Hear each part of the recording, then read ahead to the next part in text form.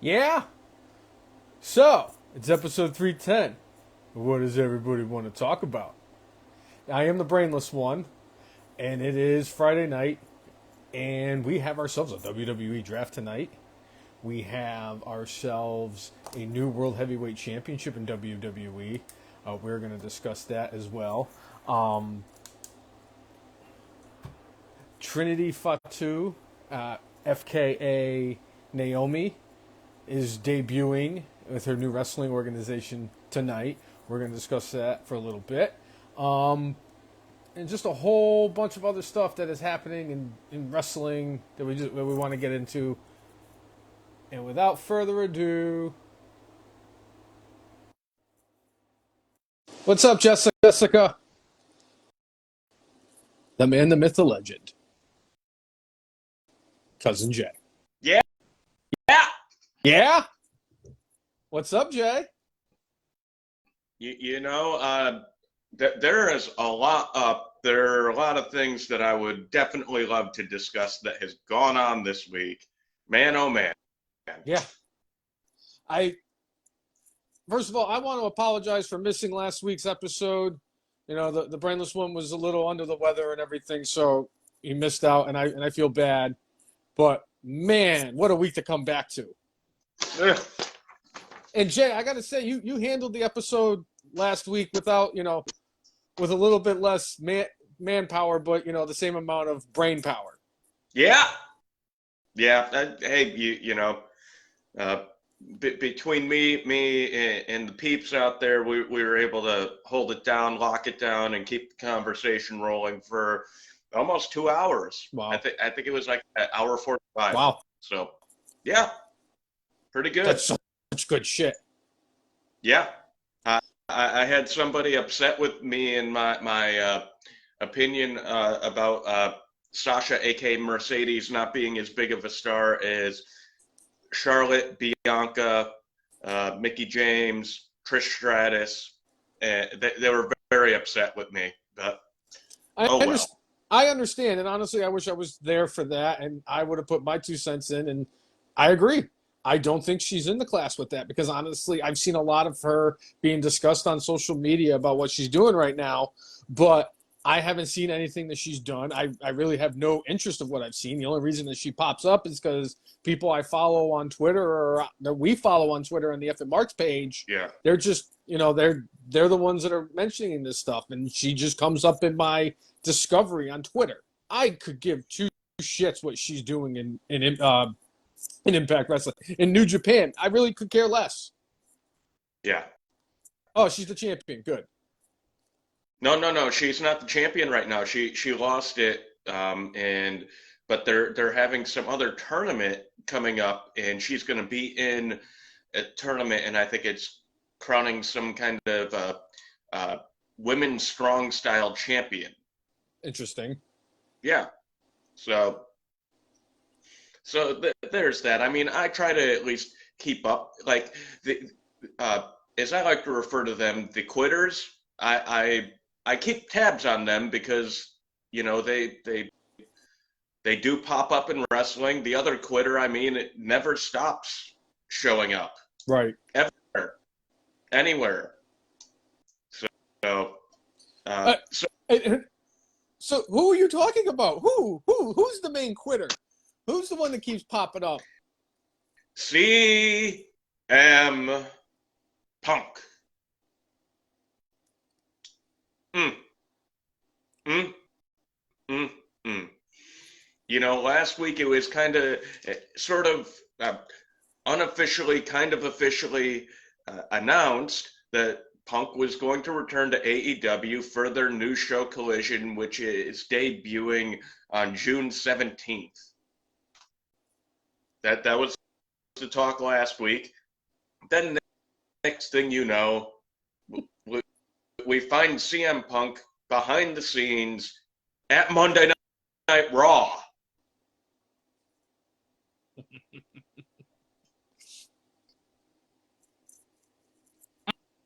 Mm, mm. There is a lot to unpack with that. There really is. So there are a couple of stories and trying to decipher fact from, possible fiction is a little bit tough, but we could get into all the stuff that's been reported out there and whether or not we think it's true or BS. But so the rumor is I believe this part is actually confirmed that CM Punk was down in Tampa to do commentary for the MMA promotion that he's done commentary for a couple times. And on his way from Tampa back home to Chicago, there were several WWE performers on the same flight. They ended up getting to talking, and we don't know who, but apparently inviting him to Monday Night Raw, and he actually showed up. And then from there is where it really kind of gets tricky to find out what is true and what is kind of make-believe. We know that he was in some sort of common area, and he talked with some people, allegedly talked with The Miz and trying to kind of patch things up with Miz because, clearly Punk has had an issue with Miz being in the main event of WrestleMania 27 and has had other issues with The Miz for a while. And we have that sounds like, I would say for me that feels pretty firm. What's your feeling on that? I think it's a good sign because honestly, there has been a lot of grief between the two of them, and they've been going back and forth because obviously, like you said, CM Punk feels a certain type of way about he feels a certain kind of way about The Miz. I'm sorry, but sure. I think that's probably of all the things that seems like it's the most believable of all the things. Because why would somebody make up something like that? Sure. I don't understand that. The rest of it gets a little, hazy. Like, do we really think that he was there trying to pander for a job? My belief is definitely not. Like, I don't think he was necessarily pandering for a job, but maybe all this stuff with AEW, maybe the stuff with the Elite has made him see some sort of light of like, you know what? Maybe all this anger and bitterness that I've carried around all this time, maybe it's time to grow the hell up and actually make peace with people. Because you know what? Life's too damn short to do that stuff. By the way, I just want to say, Monsef, dude, it's been a while. Thank you for tuning in. We appreciate you and hope all is well with you. That being said, there are rumors out there that say that, he saw Triple H, who clearly they had a lot of heat and issues. And allegedly, they shook hands. Allegedly, Punk said he wanted to have a couple of minutes of private conversation with Triple H. Allegedly, Triple H said, I need to talk to the big man. And what are your beliefs on that part of it? I definitely could see Triple H having to say, yeah, I got to talk to Vince. But with that, it makes me feel like there's some kind of cahoots or, some kind of chicanery going on. Because Triple H isn't just going to go to Vince for that. He's got to, if somebody just wants to have a couple-minute conversation, it shouldn't be like, yeah, let me go just make sure I run it by Vince first, or I make sure I run it by my boss or your boss or whoever's boss. That's the part that really, I don't know how I feel about that. Do I believe that Vince McMahon told security to tell Punk to get the hell out? Yes. I don't know if that's, it would make sense if Triple H was the one that told Vince that he was there. But Vince could have just heard that through the grapevine. Hell, there was video of CM Punk outside in the parking lot talking to Tamina Snuka. So, yep. I don't know. This whole thing with WWE and AEW has just gotten so muddled. everybody's making a big deal about the fact that it's CM Punk that came out on Monday. Ricky Starks was there at the Royal Rumble. Andrade, I'm pretty sure, was at the Hall of Fame. So was Buddy Murphy. They showed Buddy Murphy during the Hall of Fame. Right. When Adam Cole, baby, was in NXT and he had that takeover and they showed Britt Baker, his concerned girlfriend, sitting at ringside. Right. Why is it now? Is it because it's CM Punk? Is it because all this shit that's going on? We can't, it's, you know, we look a other way when Ricky Starks is showing up to support his friend, you know, Cody Rhodes at the Royal Rumble when he wins it. Yeah. You know, nobody bats an eye at that. Oh, it's just Ricky Starks. But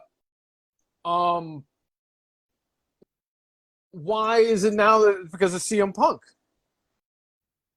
Is it because of the fact that this whole thing with the Elite is that is a good looking can, by the way. Gags the Clown was asking me what I was drinking, so I was trying to show and let you do your thing. No, I saw the can. I was like, that's a really cool look. There's certain beer cans out there that I just love. They have such great looking cans, and they're like, yeah, that's the shit that's gonna drive me to come back and start drinking again, you know? But I just don't understand, why is this such a big deal now because it's CM Punk? I think there are a few things at play here, and Chris Brown alluded to one of them. So there have been lawsuits between the two companies about tampering.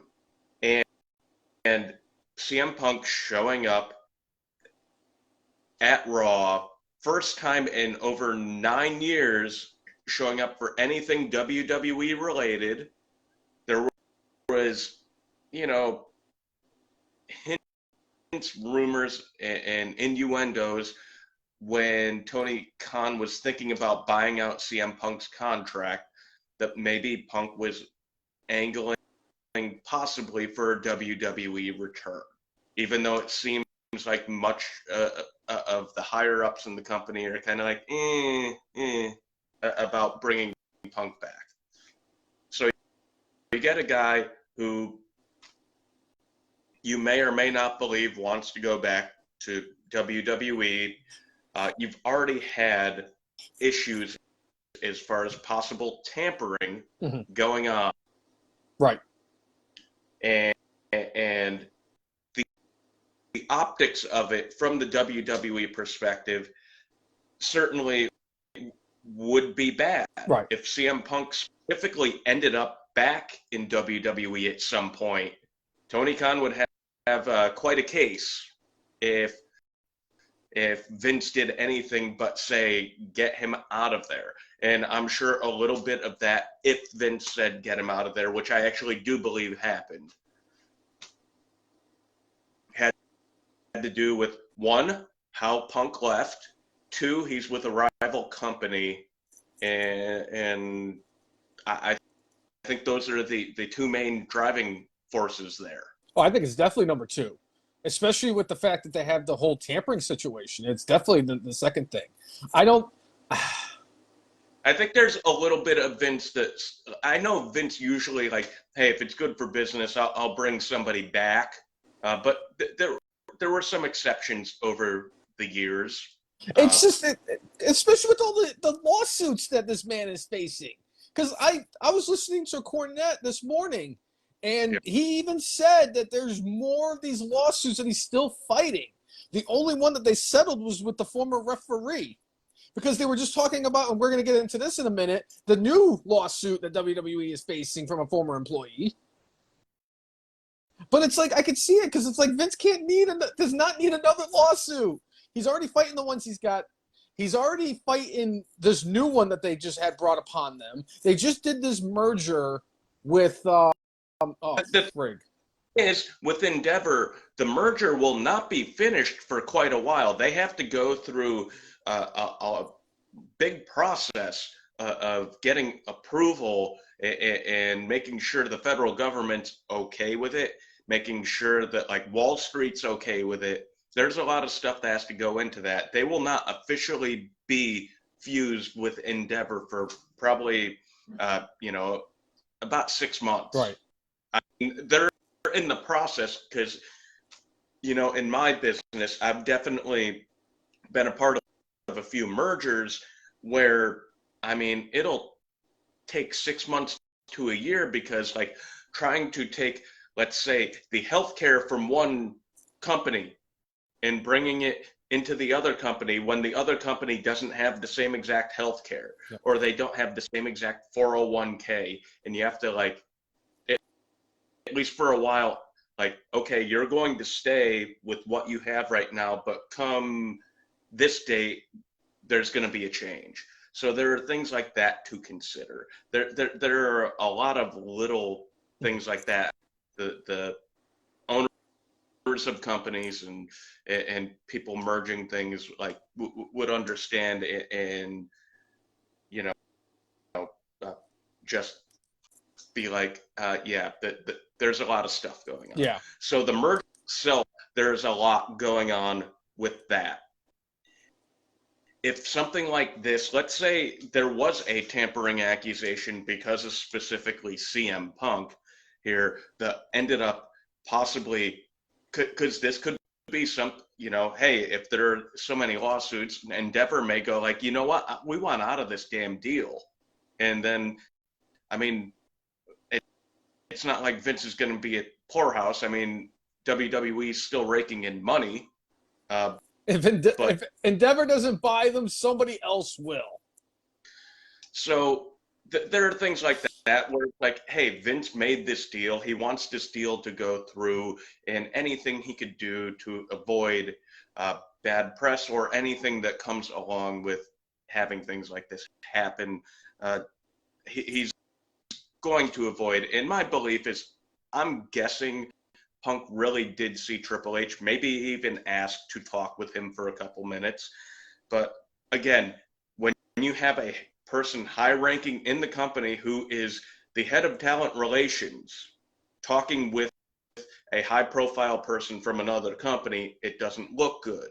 So if Vince made that call, I understand why he made the call. Agreed.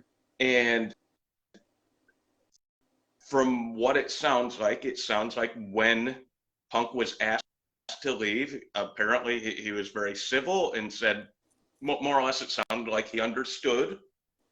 But I hope the dude who seems to like to put nitroglycerin into every place he leaves and tries to blow things up, I hope he's grown up to the point where he's like, I do need to make amends. Even if I don't like this person, was it really that bad? Was it really that bad? I'm going to carry this with me. Hey, I got a theory, and it's not this guy, Austin Theory sucks. He was there for one reason, Jay. He went to rattle the cage. CM Punk is on the verge of returning. He could be returning, I guess, next month. I guess he's going to be medically cleared anyway, but they're probably going to save it for the new AEW show Collision that debuts June 17th, which is the first Saturday night that they don't have either NBA or NHL playoffs in Chicago. Playoffs? And he's going to be the focal point of this show. The WB made it a point. They said that if we're going to put all this money in, this is a $52 million deal that they have going in. And they said, we want CM Punk to be the star of this show. Was I surprised when I saw that he was at Raw on Monday? No, not really. Okay, maybe I was a little surprised. I wasn't stunned. He knows what he is worth. He's got AEW by the balls. Because Tony Khan's afraid to not only fire him, not only to reprimand everybody involved in the whole thing that happened, other than my cousin Ace Steel. Yes. But the fact is that he wants to just kind of pussyfoot his way around this whole thing. Nobody wants to talk about it. Every time that gets talked about, it gets kind of shot down. But other people on one side of the story can go out and make all these little jabs and everything. Like, we had to find, like, he's going and having these secret meetings with Chris Jericho to see if they can hash it out too. Come on. You're telling me that Phil Brooks, Pepsi Phil, CM Punk, actually went to Raw and tried to make amends with all these people not too long after having a sit-down conversation with Chris Jericho, who is literally the one person in the AEW locker room who threw him completely under the bus and said he is a cancer and you can't work with him. So you're telling me that CM Punk is going to make amends with all these people when there's nothing being discussed about what happened at All Out at the media scrum? Nothing. There was really no punishment. Why did my cousin have to be the one that gets punished and everybody else has to? This is totally against the Guy family, but we won't discuss that. Very sad. It is it is a very, very sad day for the brainless one and his family. But my whole thing is that he's doing it as a publicity stunt. He knows what he's doing. You may not like the guy, whoever you are out there, but you got to admit I know you're not a fan. I admire his talent, and I know that he knows how to get attention. He is one of the smartest people in the industry, and he knows how to work it. One thing that, completely proves this is when CM Punk, at like 2011 Money in the Bank, he had not signed his WWE contract extension. He knew he was the hottest thing in pro wrestling at that moment, and he had not signed the contract before that match with John Cena, or I should say, he signed the contract, I think, just before the match with John Cena, and allegedly Vince McMahon said, well, feels like you kind of got me over a barrel here. When you have a dude like Vince McMahon who's negotiated a ton of stuff with a ton of people for the past, at this point, 40 plus years, and you have him, you know that the dude understands how to do business. This is a man who got Jimmy Snuka Fly Snuka off of Murder. Superfly Snuka got off of Murder because Vince McMahon did what he was able to do, and CM Punk outsmarted him. It's because he was listening to John Laryngitis instead of Jerry McDivitt, and that has been his biggest issue. The only person Vince McMahon should be listening to is Jerry McDivitt, not Brother Love, not People Power, and most importantly, not Bucky Beaver. Right. All right, so Jessica is saying, speaking of lawsuits, did you guys see the one regarding The Rock? I have not seen the one regarding The Rock. I haven't either. Yeah. No, I'm sorry, I do. All right, what there is it? So Raka Khan, I'm very, very hazy on this. I've seen the story. It was on the front of my brain, and then I heard how ridiculous this is. And it was great because I had this perfect lineup and everything, and it's like, hey, what do The Rock, Michael Jordan, Home Depot, and Jim Cornette all have in common? They're all being sued by the same person. Raka Khan is suing a whole bunch of principalities and everything. She's suing the NYPD, the state of Texas. She's suing the state of New York. She's suing Home Depot. She's suing the company that Dixie Carter's family had when they owned Impact before it went under. She's suing The Rock, Jim Cornette, Mick Foley. She's suing Michael Jordan. She's suing all these different people for $2 billion over some kidnapping and conspiracy against this woman. And the state of New York is going through with this. Wow. My favorite part is she is suing. You ready for this? I don't know if you're ready for this one. This one made me laugh when I heard it on the list. Not Foley or Cornette or Michael Jordan or The Rock. No. Who do you think? Take a wild guess. Who is the last person you think should be named in this lawsuit that is connected with professional wrestling? I mean, I was going to say Greg the Bunny, but That's a good one. No, he was not on there either. okay. So Greg the Bunny's not on the list. The last person in the world in professional wrestling that I would assume she would sue. I'll give you a hint. They once upon a time wrestled for WWE and WCW. Okay. Well, that narrows it down to, much of my childhood. Lex Luger? Chris Benoit. He's dead. Well, she must have forgot to cross him off then. Yeah. She's filed some lawsuit, and apparently all these people were conspiring against her. The FBI. The FBI. We need to stop talking about her because apparently we might get sued. Yes. So yeah, that's just, yeah. My favorite part was I listened to Cornette talk about it, and he said, I'll tell you right now, he goes, we never really interacted too much. I never had to deal with her when I was working at Impact when she was there for the 2 years she was there. The extent of our conversations would be, hey, how you doing? Good. How are you? Just the cordial conversations that two human beings would have if they crossed paths in a locker room or in the vending area or in the parking lot.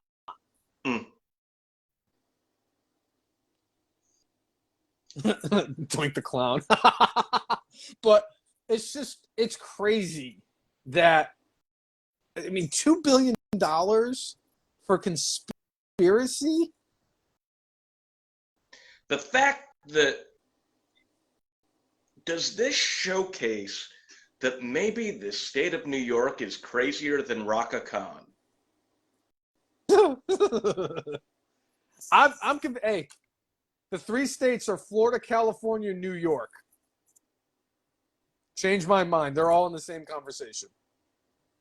And I hate to say it, but the Commonwealth of Virginia is starting to be creeping up into that top 5 category.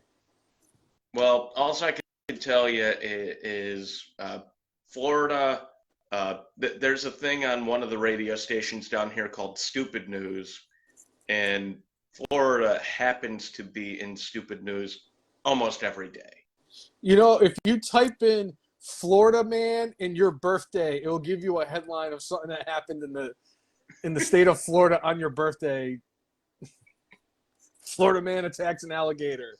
Florida man on LSD kills his imaginary friend and calls the police. And oh man, it's crazy. Alligator attacks woolly mammoth. Yeah. A snake eats a freaking 12-foot long crocodile. Yeah. That's Florida. But, finishing up kind of with the CM Punk conversation, like you said, he certainly knows how to play the game in the media. I see what you did there. It's all about the game and how you play it. The only lines that Lemmy remembered from the song at WrestleMania 17. It's all about the game and how you game it. All about the game, and I'll tell you how to play it. There it is. That's all he needed to kind of remember. But it was better than whatever they had that dude at the Royal Rumble this year. The worst. Yes. I do think there is a little bit of Phil Brooks who does feel a little bit bad about how things ended with certain people. I think there's also a big bit of Phil Brooks that knows that he likes being an irritant, whether he's an irritant via blowing things up, or whether or not he just happens to be the scab you just want to constantly pick, like Dave Meltzer.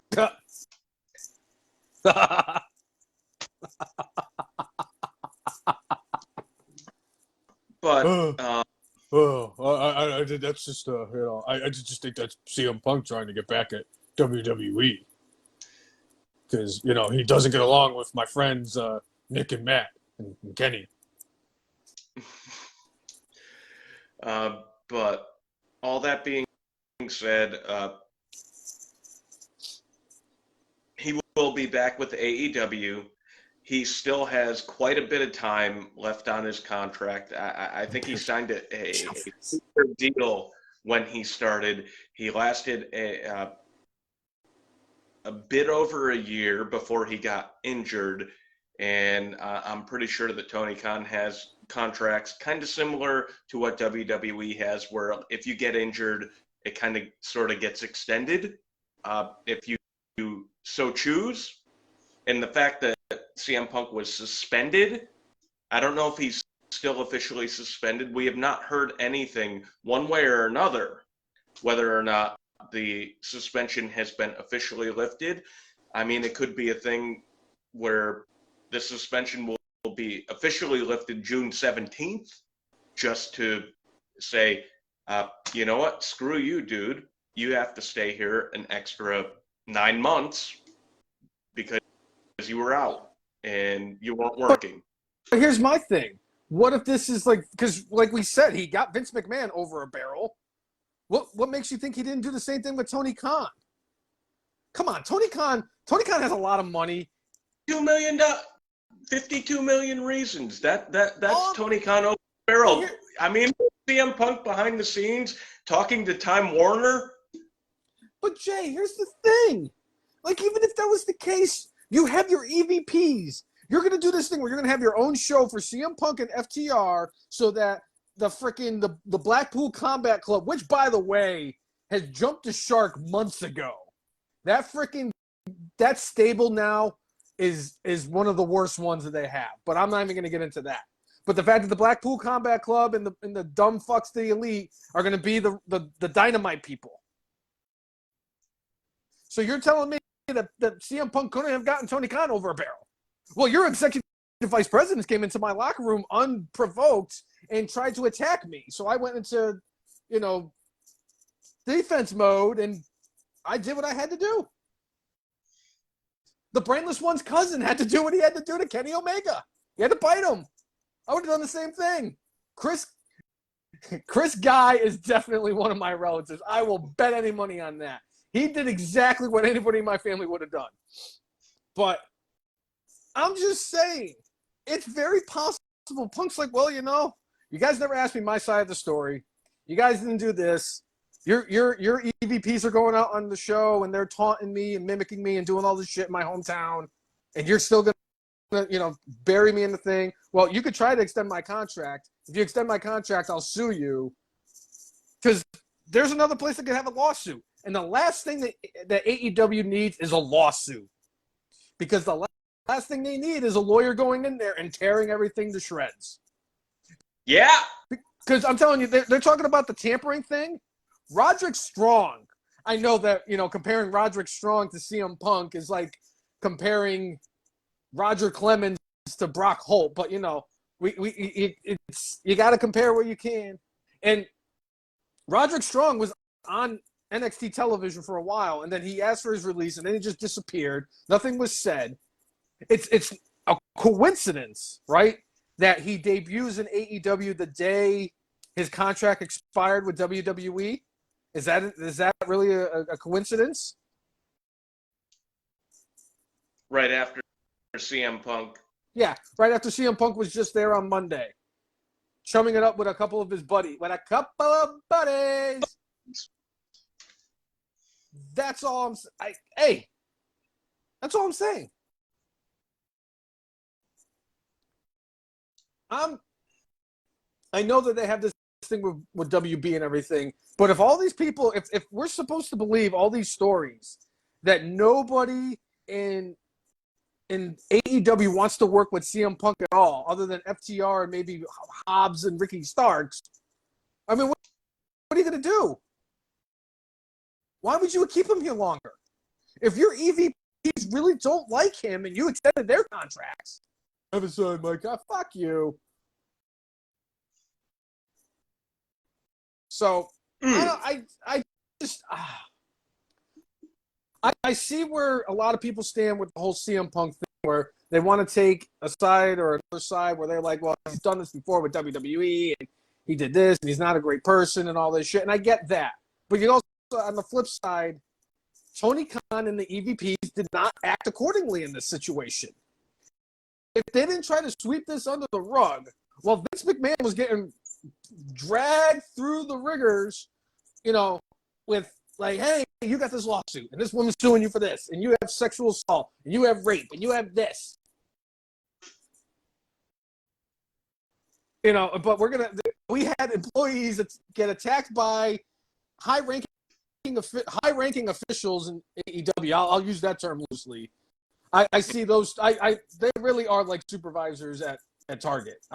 That's what the Bucks and Kenny are. But I just, with the whole thing with CM Punk, I'm curious to see what happens. His contract is supposed to end in August. There was no talk of, I don't even know if he was ever suspended or the suspension was lifted or if he was just out because he did tear his pec, I think it was, or his quad. So he was out with an injury anyway. He was dealing with an injury before. His Tricep muscle. He tore his tricep muscle. So he tore his tricep after wrestling with pretty much a broken foot. And it's possible he was just out with an injury. But my thing is that if he was able to get the better of Vince McMahon, what makes you think he can't do the same thing with Tony Khan? True.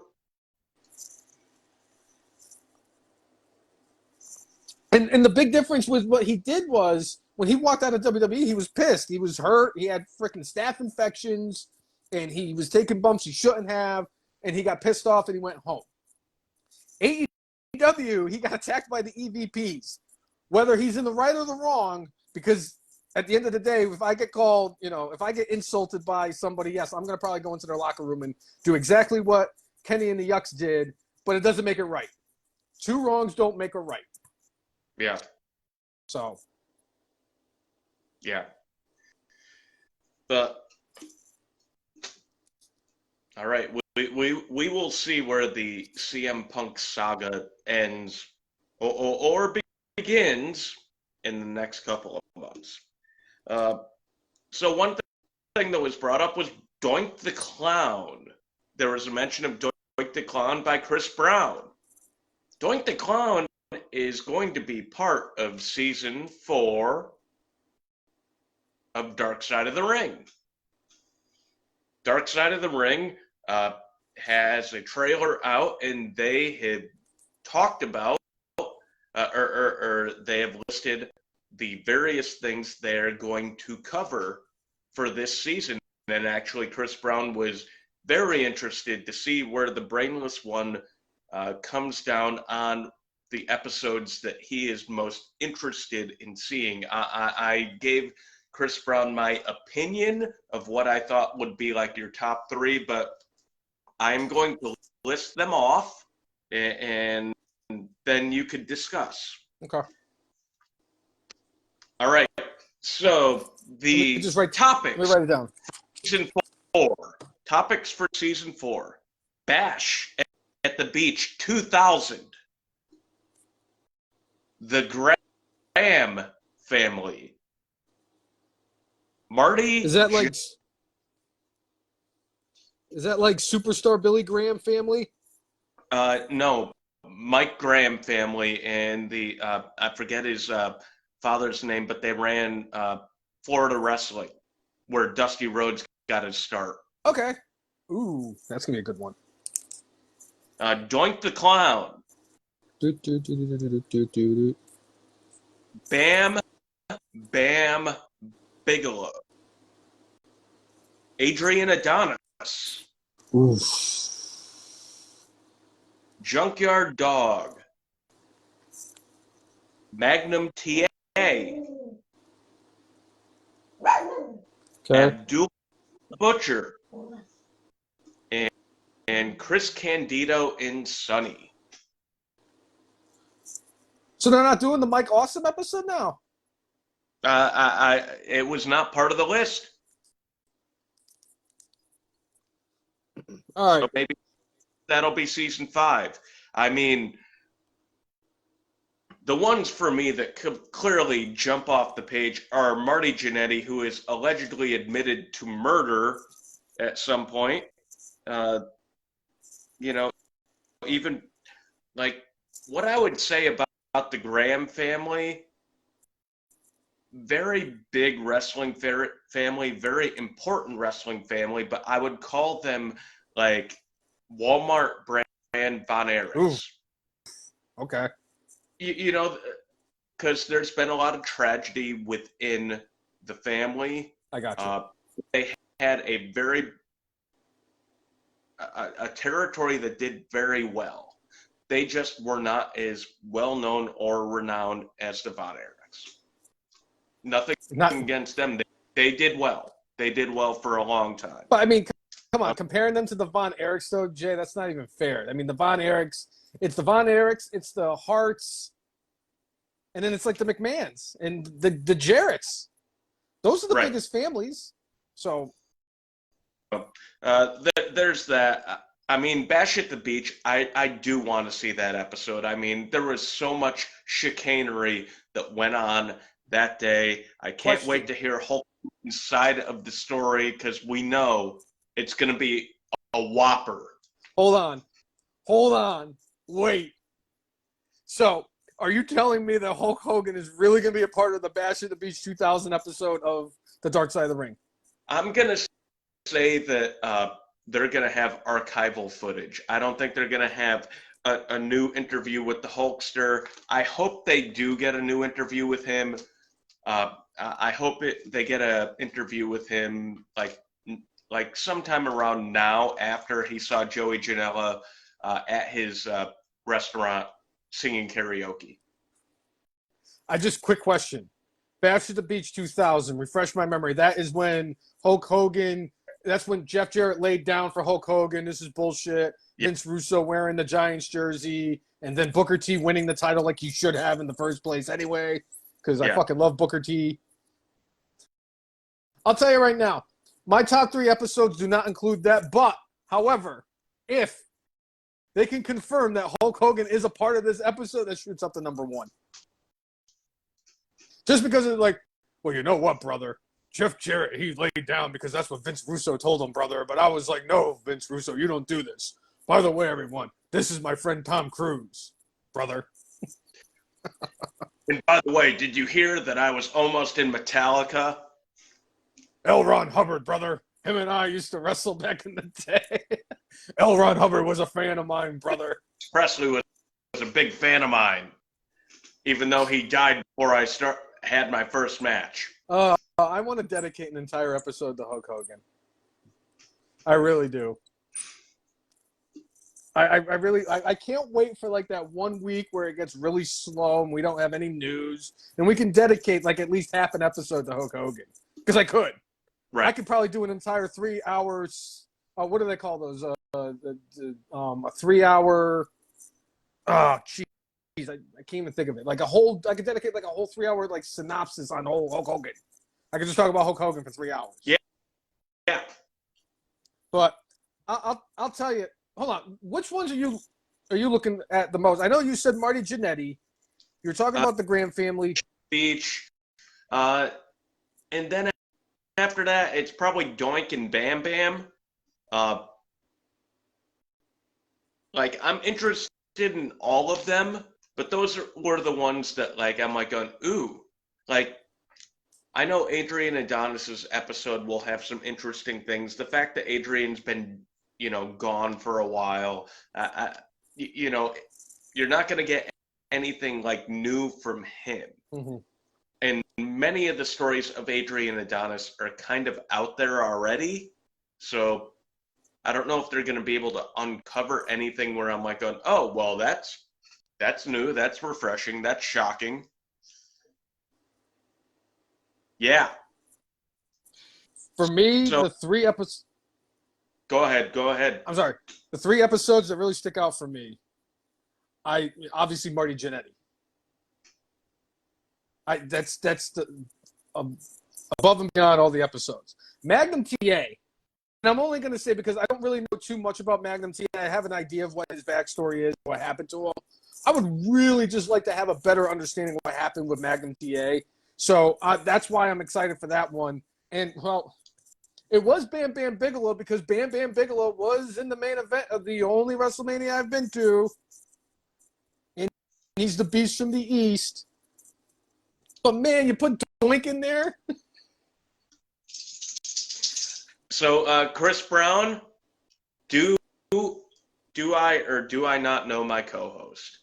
The only one that you have in there that I did not have was Magnum TA. I was like, Doink, Bam Bam, and Jannetty are the ones that he will probably want to be, like, want to. That's because they took Mike Awesome out of the season, damn it. I wanted to see that. What was it, the Fat Chick Thriller? Is that what he was in WCW?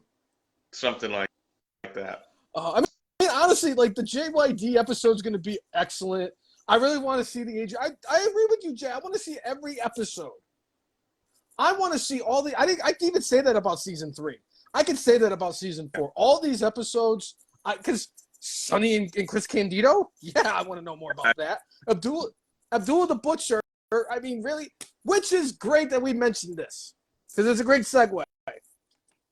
Here is the list. There's 9 of the 10 matches on this list that I will do the brainless breakdown of. We have the Punjabi prison match between the Great Khali and Batista. Michael Cole versus Jerry Lawler at WrestleMania. Brock Lesnar and Goldberg also from WrestleMania. I've seen all 3 of those matches, and it just brings joy to my heart. Wait. Specifically, you're talking WrestleMania 20, yes. Right?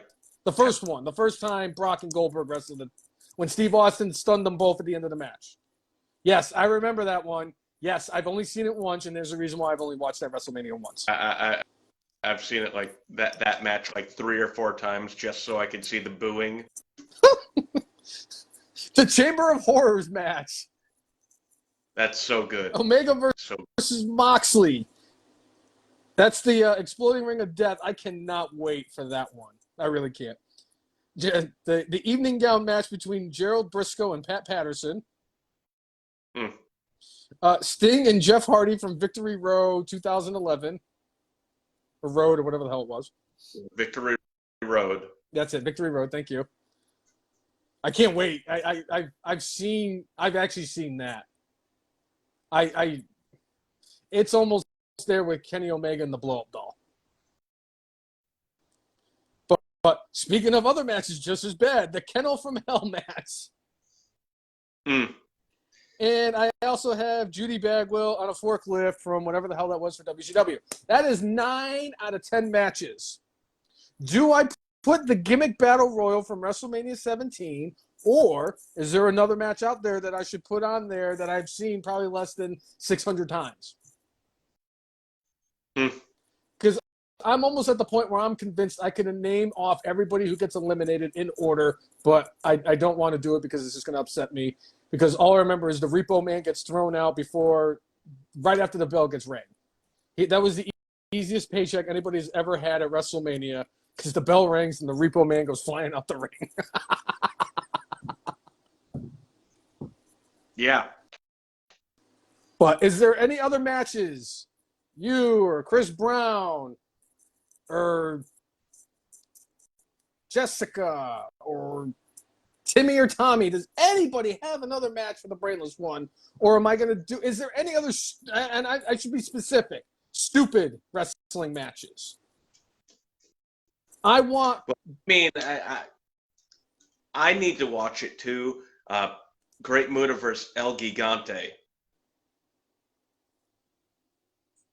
Cole versus Lawler. That's on there. I have it. That's on the list. Yeah.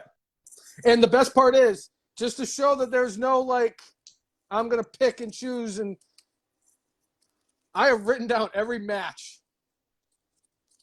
I'm going to fold them up. I'm going to put them in a hat, and I'm going to draw the matches, and that's how I'm going to watch them. So even I don't even know when I'm going to be drawing what match. All right. So everybody knows how I love to bring up Clash of the Champions 13. You do? Every once in a while. I mean, it's only in our Hall of Fame, but you know. So Braun Strowman and Ricochet had a match.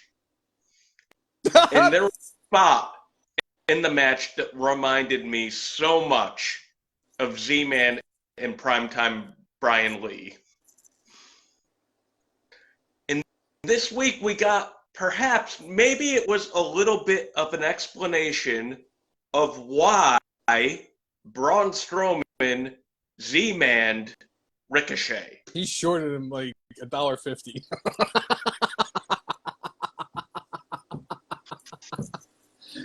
He was short about $3.50. I mean, they were trying to do a tag team move and like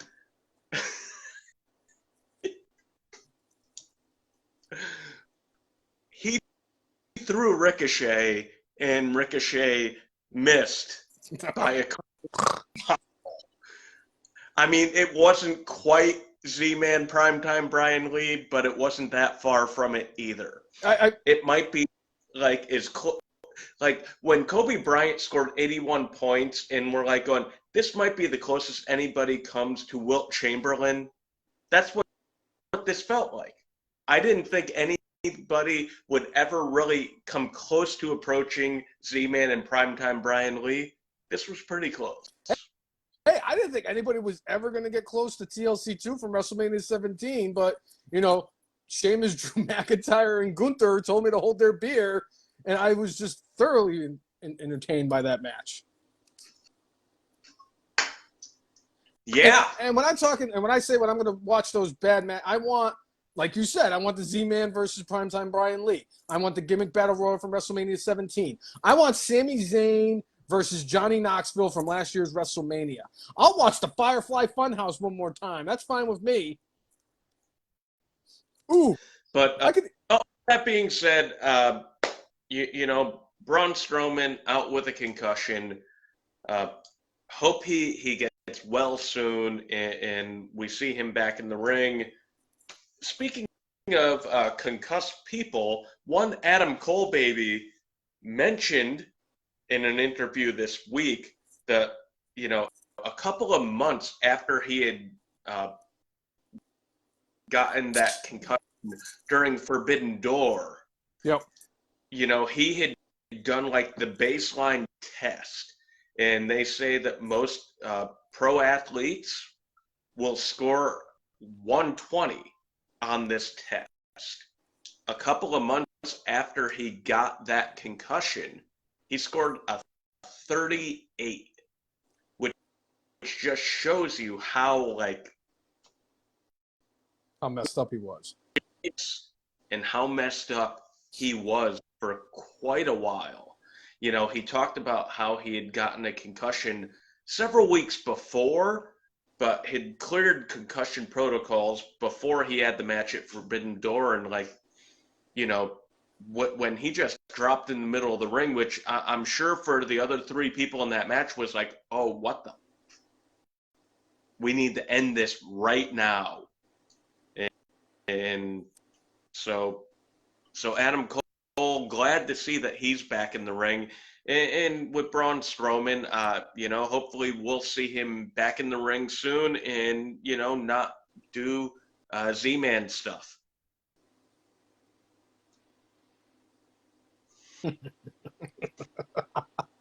Oh, man, Z-Man stuff. I have an idea. We need to get a hold of this test, Jay. And we have to see what I score on it. To be fair, we have to set a baseline before, you know, we get a true, accurate portrayal of things. I'll take it first thing in the morning. I don't even care. We got to get a hold of this test. And if Adam Cole can score a 38, I can easily score a 17. I agree. If a concussed Adam Cole could score 30, I could definitely get, a 17 at least. What about a bong ripped, what's his name? Sean Payton. What do you think score? Not a 120. Oh, goodness gracious. You know what? I love coaching in Denver now. Russ loves playing in Denver, too. Hey, my favorite part is Russell Wilson, for more than 2/3 of the season, had more bathrooms in his house than touchdown passes. He has like 7 bathrooms or 9 bathrooms or something. Yeah. Oh, all right. So, hey, we were talking about former employees. We forgot about one. A quitter. We talked about one quitter. You mentioned the first one earlier. You mentioned the big one just after that. We have to mention the forgotten quitter. A woman who couldn't even get her job back, even though her husband is part of the hottest faction and the greatest storyline in wrestling history. I kid. Not so much. One, Trinity Fatu will be debuting, or has debuted, or is in the process of debuting for Impact Wrestling tonight. And also Mercedes Moné is also there. I don't think she's there to be part of the wrestling. I think she's there to support her friend who supported her, you know, through all the stuff that's gone on. And one thing I'll say is I believe the Trinity Fatu, the former Naomi, would have been back in WWE had they not had the hiring freeze because of the merger. I think she would have been back. I think I think the Jay White would have ended up in WWE if there was not the freeze because of the merger going on. But all that being said, it's like, hey, you know what? She's got to travel the world, you know, with the person that she walked out with, and do some things outside of the company, outside of the WWE box, WWE zone, and good for her to, you know, be able to get in the wrestling ring again and do her thing. I mean, I don't think she's a big needle mover for Impact Wrestling, but she's not a bad name to have. You know, clearly Impact Wrestling has been doing okay for itself once they got, you know, part of the Fight TV network. And yeah, they're not lighting the ratings world on fire, but people are getting paid well enough to earn a living. And good for her for getting a chance at Impact. I can only imagine that she will be the Impact Knockouts champion in about 4 months. I'd say 6. Okay. Deonna, they're gonna really hammer away at this Deonna Purrazzo and Sure. Steve Macklin or Jeff Macklin or Bill Macklin, whatever the hell his name was. The forgotten bum who is now the Impact World Heavyweight Champion. Right. Burt Macklin, FBI. Shut it, Kyle. Yeah. So, you know what? Kind of sort of circling back when you were talking about Vince and lawsuits, one lawsuit we did not talk about is a former writer has brought a lawsuit against Vince McMahon and WWE for allegedly racist and discriminatory storylines. And the thing I think, as far as this lawsuit goes, that will be extremely tough for it to be taken any further outside of the fact that Jerry McDevitt is Vince McMahon's lawyer. Clearly, Vince and Jerry have both made a deal with the devil to be able to get off of just about everything. But these storylines that she is talking about never saw air. And the people who could corroborate her story most likely still work for the company. And even if they did corroborate her story, proving discrimination or racism would be really difficult. Like if they had Mansoor on he was one of the 9/11 terrorist stories. I mean, back in the day, you had the Iron Sheik, doing all sorts of stuff on TV as part of a storyline. I know the world has changed a lot since then, but wrestling is wrestling, and people will view it under the lens of like, we know that this is a make-believe world, and these are caricatures of a life, and it just feels like a frivolous lawsuit. New Jack for just looking for attention. New Jack got away with a hell of a lot worse than Smoky Mountain. We heard it in the episode. So, and there was a few things about the lawsuit that I wanted to mention, like Mansoor being part of the 9/11 attacks. Yeah, that's kind of fucked up. Or Mustafa Ali, whoever it was, because they didn't even say who it was. They just said that a Middle Eastern wrestler was going to be part of the guys who was behind 9/11. Bianca getting upset and taking her earrings out and saying, "I'm going to kick your ass." So Chris Brown, so if they wanted to turn Bianca, if Vince McMahon wanted to turn Bianca into some sort of, as you're saying it, ghetto character in The Writer Refused, would Vince McMahon stop the plan that he had in his head for that character because a Writer Refused? Nope. The answer is no. Vince McMahon did what he wanted to do in that company. He took his one of his most popular wrestlers, gave him a gimmick change. Dude showed up. No, you look too much like Randy Savage. You got to shave the beard.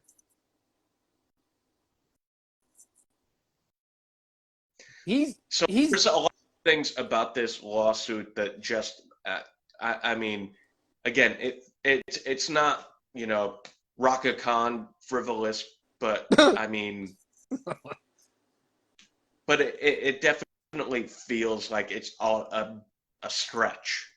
Again, it's professional wrestling. They had what one of the Daivaris back in the day they were like a terrorist. Aria. No, Sean Daivari. But like they ended up firing them because like UPN was upset about it. What was his name? Tiger. No, that wasn't Tiger Ali Singh, was it? I don't remember the wrestler's name. All I know is the WWE. They like to play into things that are going on in the real world, like they did for WrestleMania 7. And like Muhammad Hassan, that's it. It's caricature of things. And they're trying to incite people in some way. And this lawsuit just, again, feels to me like extremely frivolous, and there's not much you could prove one way or another. So I'll tell you right now, should we be surprised because of the fact that this woman was fired last year at WrestleMania for allegedly stealing one of the commemorative chairs that they have for whoever? And it just seems like that's a kind of a bad look. And hold on, if that is the case, that she's talking about these racist remarks and she's suing them, why is she trying to get reinstated? If it was so bad, if your time there was so bad and you didn't like it because of their racial overtones, why are you trying to go back? Speaking of going back, WWE has allegedly said that people need to return to the office. Now, when they originally announced it, there was a date that they said people must return to the office, and it's been amended since then. I can understand, you know, with COVID and all the things that went on with COVID, like there being a delay and hey, making sure everybody feels safe and secure. The federal government in the United States has lifted like every emergency thing that was part of the COVID pandemic. Yep. There are some, places of work that will be completely fine working from home. WWE feels that they need to bring their employees back. The fact that the federal government has lifted all these emergency things within the country and the mandates, if WWE as a company says you need to come back into the office, if you have a problem with that, go work somewhere else. That's what I would tell them. Bill Clark in marketing is all elite. Exactly. Woo! Maybe that's what my shtick should be. I should just tell people I got fired by WWE so Tony Khan will hire me. The piece of shit who freaking fleeced the Giants in that trade yesterday. Ugh. But Giants are going to be the second best team that play at Giants Stadium. Brother. Wrong. Just remember, Jay, history will always repeat itself.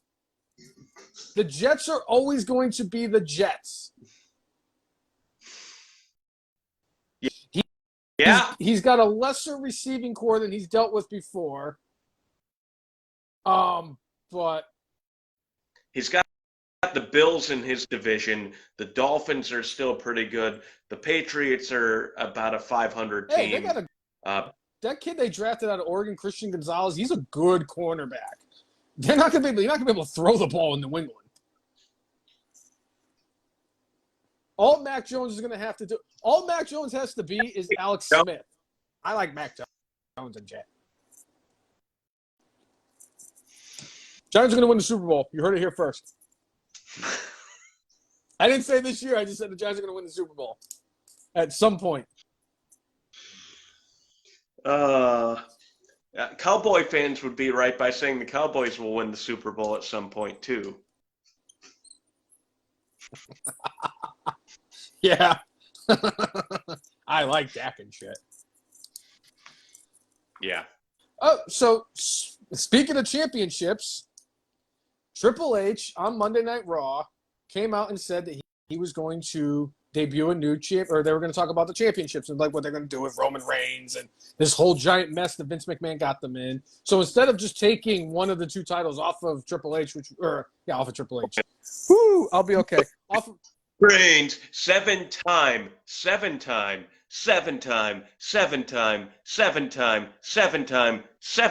Marquee Award winner for wettest hair.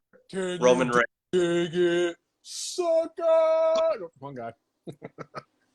I'm sorry. Instead of just taking the WWE Championship off of Roman Reigns, we're just going to let him keep going, but we're going to bring out a new World Heavyweight Championship. And just in typical WWE form, they took and made it even worse. I'll admit it. I like the idea of I like the idea of the World Championship being back. It just didn't have to look like a 9-year-old created it in WWE 2K? Did they have a contest in the WWE magazine? This awful lot of feelings, but you speak your piece, brainless one. Okay, so did they have a contest in the back of the WWE magazine where wrestling fans 13 and under were able to submit their design for the World Heavyweight Championship, and that's how we got this thing? Or did they have a contest in WWE 2K23 where they had a kid create his title and send it in that way? Or was somebody under the influence of something, whether it was alcohol or something that was not alcohol when they were designing this thing, or what the fuck?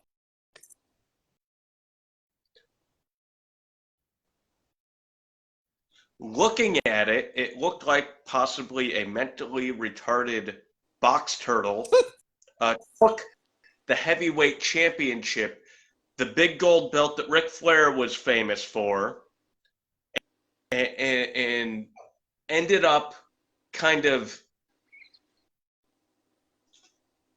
making some squiggles that looked kind of like that title and made sure they put a WW in the middle. It looked like they had the trouble set where you had to push the button and a little dice in the middle. That's what it looked like.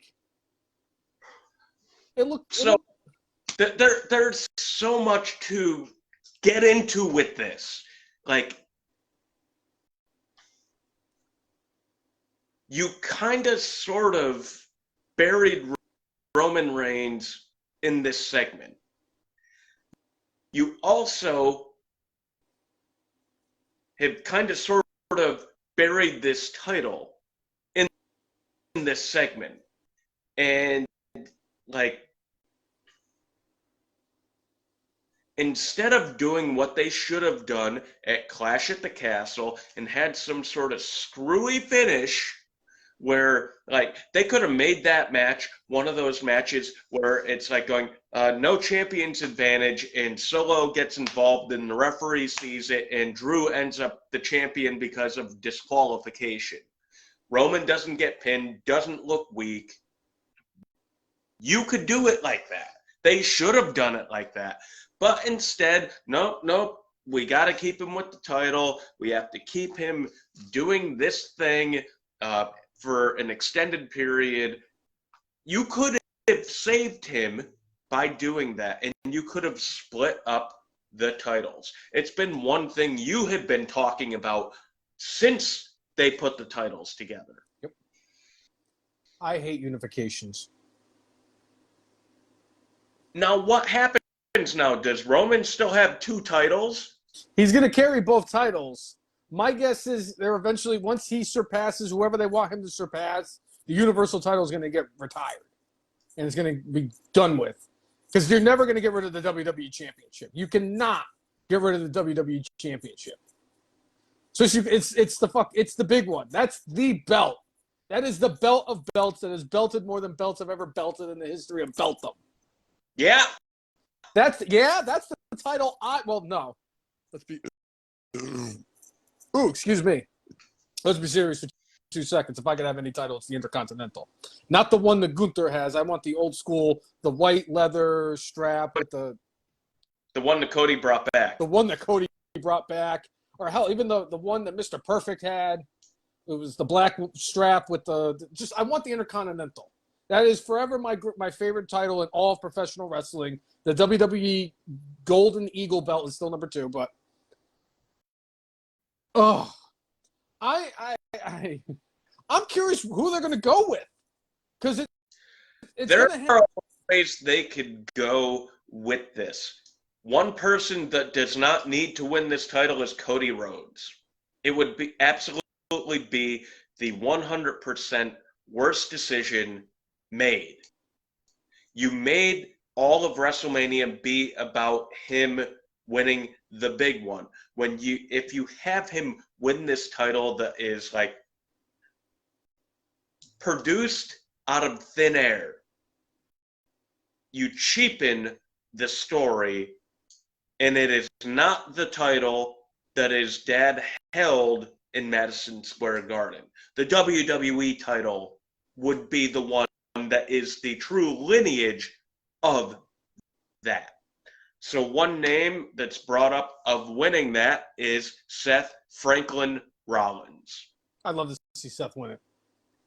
I wouldn't mind to see Seth win it. I know one name I mentioned to you that I think would be an interesting name would be Gunther. Yep.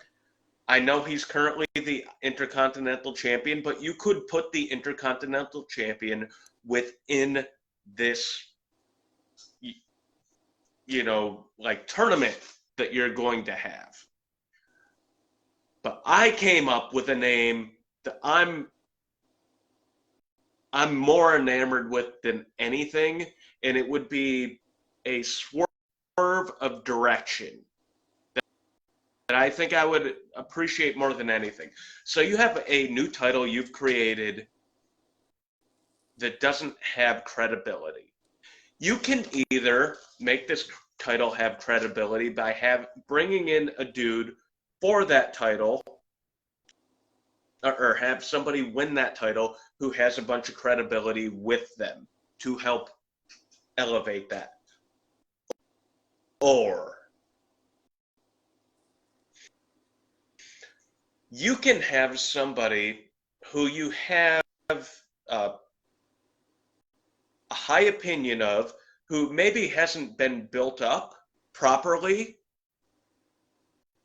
but you see a lot of good things in, and maybe part of this deal is you build the credibility of the title and this person simultaneously. I have a feeling I know where you're going. And when you do something like that, when you have them win that championship, they cannot be that person who barely gets away with winning. After they win the title, they need to win in a credible fashion where you feel like, oh yes, this is a champion. And that person that I feel would be an out of left field option, a dark horse, that I would absolutely 100% love to see this thing, is LA Knight. Yeah! Let me talk to you. Yeah. Oh, my God, yes. I want him to win it. I want him to win it more than I want him to win the Money in the Bank.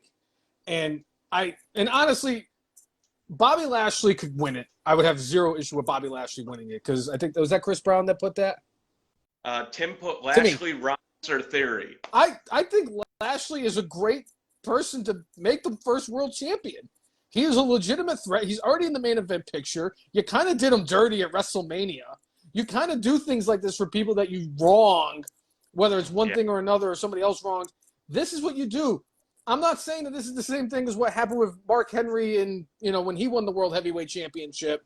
But if there's anybody who could be a legitimate World Heavyweight Champion, and Bobby Lashley's the perfect person for it. Seth Rollins, yes. LA Knight is a great choice. I think that would be exceptional. Drew McIntyre winning it wouldn't bother me as much, because Drew being the first world champion in front of the fans, I think would make up for the fact that he was WWE champion during the pandemic. And it might actually improve your chances of re-signing him to a contract when his contract expires next year. Right. Hell, if they want to make Sheamus the world champion, I'm going to be 100% on board with that. Right. I mean, there's so many different directions I think they could go. As much as it feels like a consolation prize, and won't feel like Roman Reigns is still the guy. And you either need to have, like I said, somebody that already has built-in credibility, or somebody that you have a high opinion of that you want to build the credibility alongside having this championship. I think they're probably going to go more along the lines of somebody who already has credibility, whether it's Lashley, whether it's Rollins, whether it's Drew McIntyre. But if they really want to mess with people, have LA Knight win this thing, have Logan Paul win Money in the Bank. Okay, I can see that. Tim's idea of let Roman win that to troll on everybody. that would be the funniest thing ever if Roman won the World Heavyweight title. I would die. That would be my mark-out moment of the year if Roman Reigns won the championship they created because he has the other 2 titles. That would be the ultimate fuck you to. I would love it. I would hate it, but I would love it. Like triple champion, I think. Oh man, that would be that. I would love that. Hate it and love it at the same time. More love it though. But that's it's great because that brings us into what's happening tonight with the WWE draft that carries over into Monday Night Raw. We have no idea what kind of a draft concept they're going to do. Are they going to do the every 15, 20 minutes we're going to have like 3 picks for Raw and 2 picks for SmackDown? Does Raw automatically get the first pick? Who's going to take Roman Reigns first overall? That means the other championship goes to the other show. Take all that out of the equation. So I want to throw another dark horse in there for this WWE Heavyweight Championship. This is definitely way out of left field. Charlotte Flair. No. Although my true suspicion is Charlotte's going to be drafted to Raw and take the title off Bianca. Probably. It wouldn't surprise me. Nothing surprises me with whatever they do with Charlotte Flair. Honestly, Finn Balor. Dude got done dirty 7 years ago. He really needs a legitimate shot at the title. Hell, what the hell's AJ Styles doing? Maybe they got AJ Styles back. Well, if he's healthy. So, but the draft is going to determine a lot of this because Triple H did say that whatever show Roman Reigns is not on is getting the World Heavyweight Championship. They said that the title will be defended, or the first champion will be crowned at Night of Champions or Clash of the Champions or Champions Are Us or Sand Champions, whatever the hell they're calling it. Yes. My question to you in regards to this draft, when you and I are doing this show next Friday, Roman Reigns will be on SmackDown. Okay. The Bloodline. Smack is the show that is on network TV. You do not need to have cable to watch the show. You can have rabbit ears and watch SmackDown. They get more viewership on SmackDown. Roman Reigns is the guy. And even though, Raw's 3 hours on Monday night, I think SmackDown is a better place for him. Okay. I think he's going to go to Raw. Yeah. If that's the flagship show and they keep pounding the way that this is the flagship show, he's going to go to Raw. And I like to see the world champion. But let's say they did move Roman to Raw. Who's the guy that they offset the loss of Roman? Well, there's nobody you could offset. I mean, the closest thing would be Brock Lesnar. And he's a person I wouldn't even put in the heavyweight tournament because if this person is supposed to be around every week and do this, that, and the other thing, that ain't Brock Lesnar. So, Brock would be the next biggest thing, but clearly with guys like Lesnar, with Cena, they don't give them a specific show to be a part of. They just show up wherever the hell they want when they are able to show up.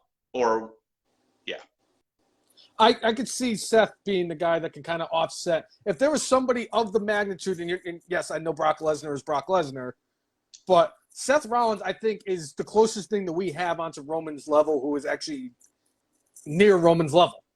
Either him or Cody. Well, and even beyond them, Randy Orton would be a thing like that.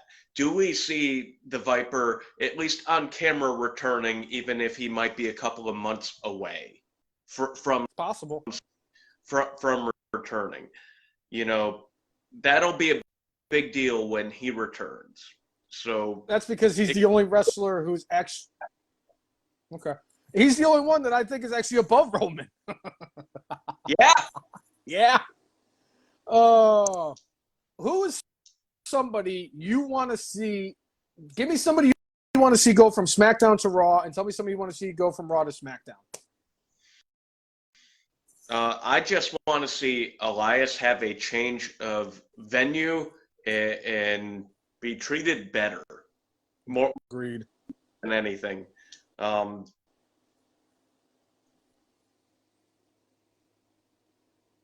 and I mean, and I'll come back to specifically who I talked about for possibility dark horse of being heavyweight champion, LA Knight.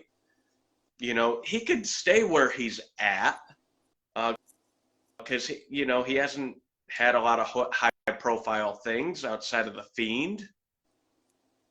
Uh, but if Roman stays on SmackDown, put LA Knight on Monday Night Raw. Yeah. Yeah, I love that idea. I was actually going to pitch it too, just because it would be welcome to Monday Night Raw. Yeah, because he would have it where it was Night as in his name, and then he could feud with the Miz, and it would just and automatically it would be compelling television because they're two of the best talkers in WWE. Right. Y'all can have your opinions on the Miz all you want. The Miz is still one of the Miz is he's him. The Miz has had a great run. The Miz deserves a lot more credit than he has gotten. So he's a legend. I can't believe I'm saying that about Michael Mizzen. All right, So last one on the draft, real quick. Who's somebody you want to see stay on the brands that they're on?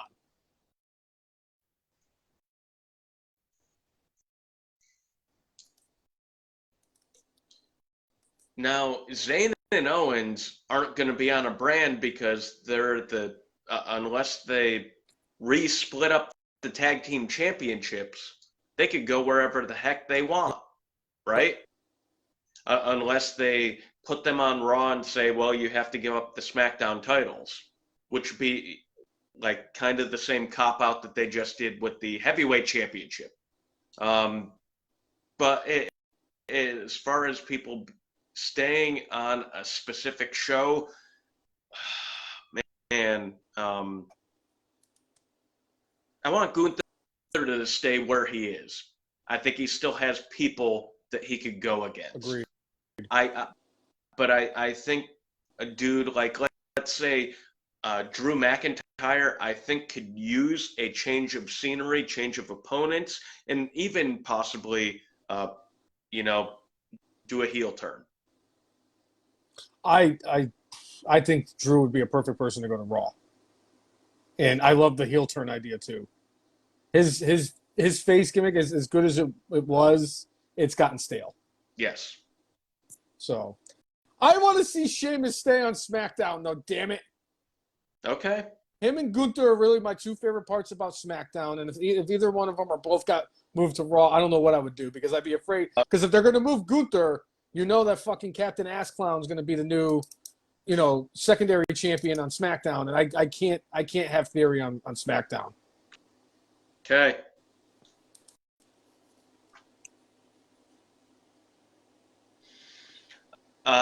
So SmackDown is starting now. Here comes Hunter. I'm going to guess that he's going to name off the first couple of picks, or at least give an idea of how they're running things tonight. But a couple of more things I have on my list. MJF sent out a tweet about bloodthirsty wrestling fans and the wrestlers who tried chasing exactly the bloodthirstiness of said fans. I'm glad Everything for me within his tweet, I think, was pretty damn spot on. Like, not that I want us to go back to 1980s wrestling, but you see the performers even from then who did less than the guys do now, and they have a hard time walking and doing regular everyday things. You have Will Ospreay, who last week specifically said, I can't do what I did, even 5 years ago. I have to do less because my body can't do it anymore. I love entertaining you all, but I can't do it anymore. He's in his early 30s. Yeah, he is not old. No. And MJF is 100% right. I agree.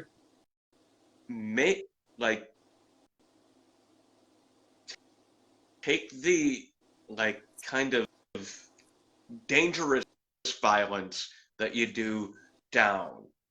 You know, guys like Sheamus and Drew McIntyre with the style they do, it's hard hitting without being like, hey, you could break your neck at every turn.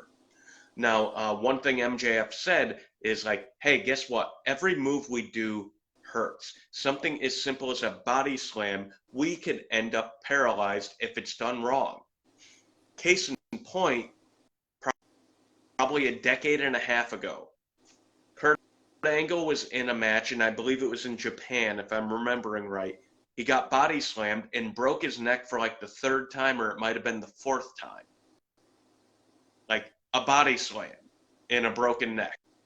Yeah, Angle had neck problems before, and he might have had a weak neck that like led into that. But like Kurt Angle broke his freaking neck from a body slam.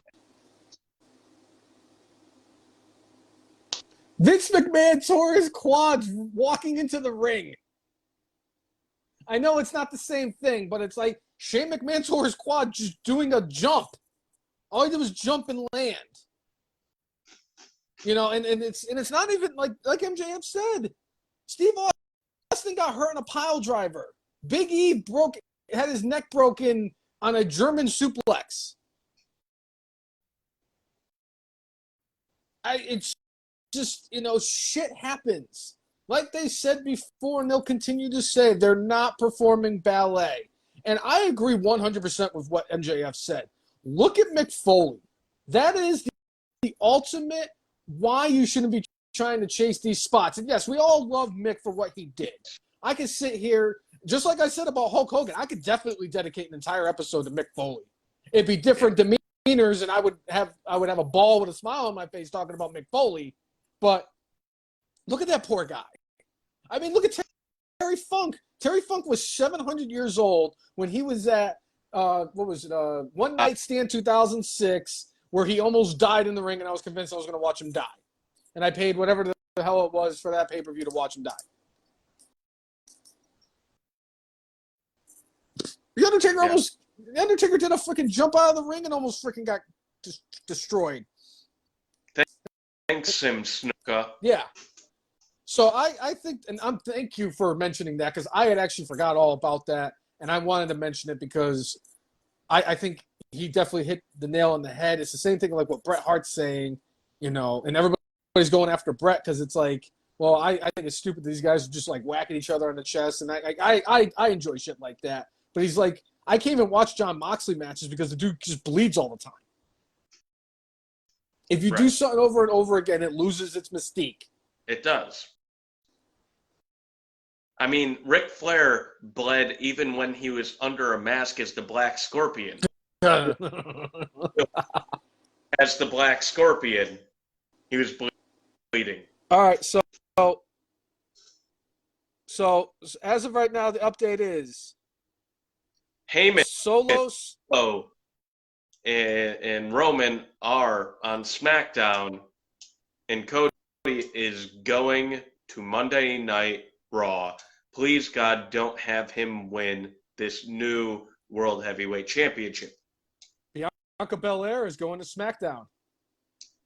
All right. So that means Rhea Ripley's going to go to Raw automatically, and they're going to switch championships. I'm on board with this. I was hoping that Bianca was going to get moved to SmackDown. I think this is a great move for her. Pals go over, or is this the official split up of Rhea from the rest of the Spooky Pals? Well, we'll see. It all depends on how they do everything with the draft. Yeah. Raw is keeping Becky Lynch. Okay.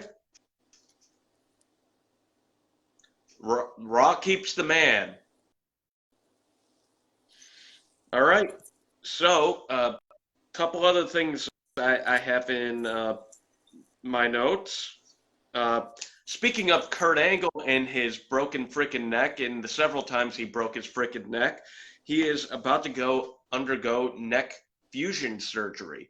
You know, he's actually talked for the past several years about having numbness in his hands and just having issues in general. And when you see like the definition on his arms, you know, he's lost a lot of it. And I'm sure it's come down to that.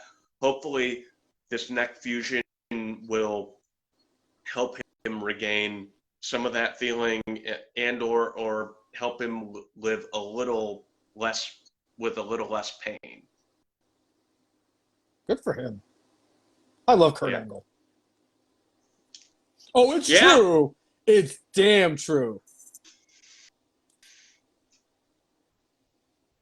Well, that also means, okay, so with Bianca going to SmackDown, and that means that Montez Ford is going to SmackDown, is this their chance to split the Street Profits? Or does Dawkins stay with them? You know, and Dawkins has always said he didn't want to split, like, you know, where it was like a bad parting of ways. They just wanted to, you know, have a natural split. Is this the way they do it where, hey, you get a natural split and let Montez win the Money in the Bank? Oh! So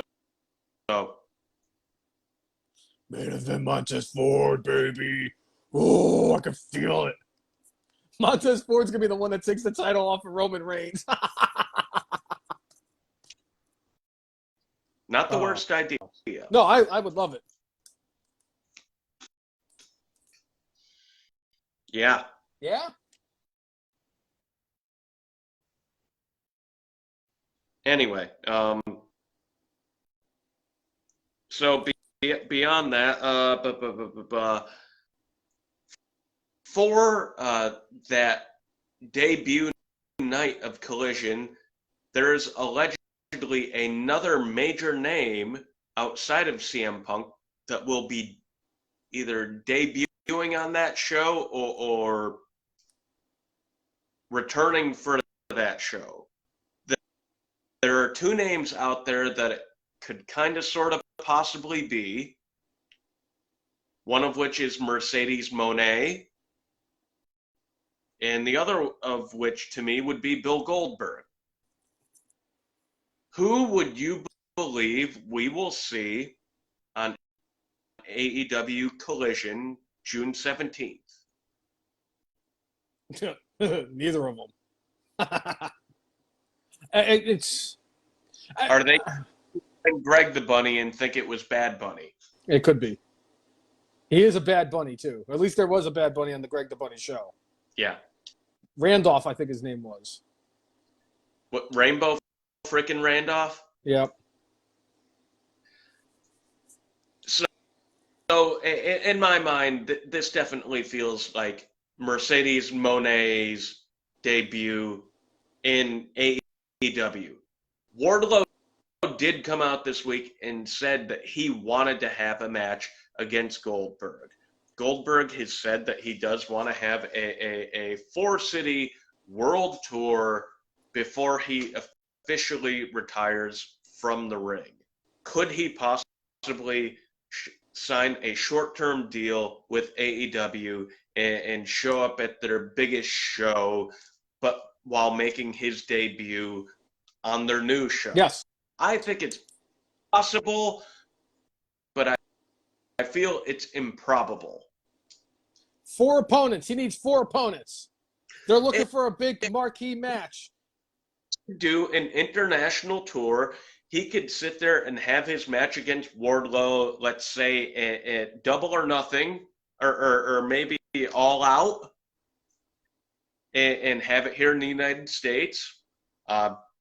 He could have the match over in Wembley Stadium in England, and that could be country number 2 of part of his world tour to help them sell tickets. Oh, by the way, pre-sale wise at Wembley, 60,000. AEW is 5,000 allegedly.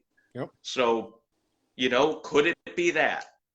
Again, I don't feel that's more likely than us seeing Mercedes Moné make her debut on Collision. Oh, it's going to be Goldberg. Now I want to see Goldberg because his 4 opponents can be CM Punk, because that's what Eric Bischoff said. That would be your big money-making match right there is Goldberg versus CM Punk.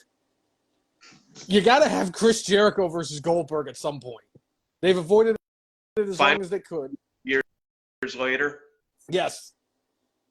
Wardlow, because Wardlow said he'd like to have a match with Goldberg. And let him fight MJF. Not the worst thing. And if Tony Khan's like going, hey, man, we're going to do a stadium show in Israel, because I know that's one of the places that Goldberg would like to have a match. If you have MJF versus Goldberg in Israel. Oh, God. I mean, it does sell itself. Yes, very much. I'm on board if it's Goldberg. If it's Mercedes Moné, it's a giant waste. Wait. But Goldberg would have to win probably like 1 or 2 of those matches just to. Oh, he's beating Jericho. Let's be serious. He has to beat Jericho. It's the only way you do it. And he's got to beat Jericho in a squash. And Jericho has no problem doing business. Oh, my God. CM Punk versus Goldberg would be the funniest thing in the world if CM Punk actually wrestled the part-time wrestler for AEW after shitting on the part-time wrestlers for WWE. Oh, right. The irony of it. Tim says Banks has X-Pac heat with him. I can't argue that. And I like X-Pac now.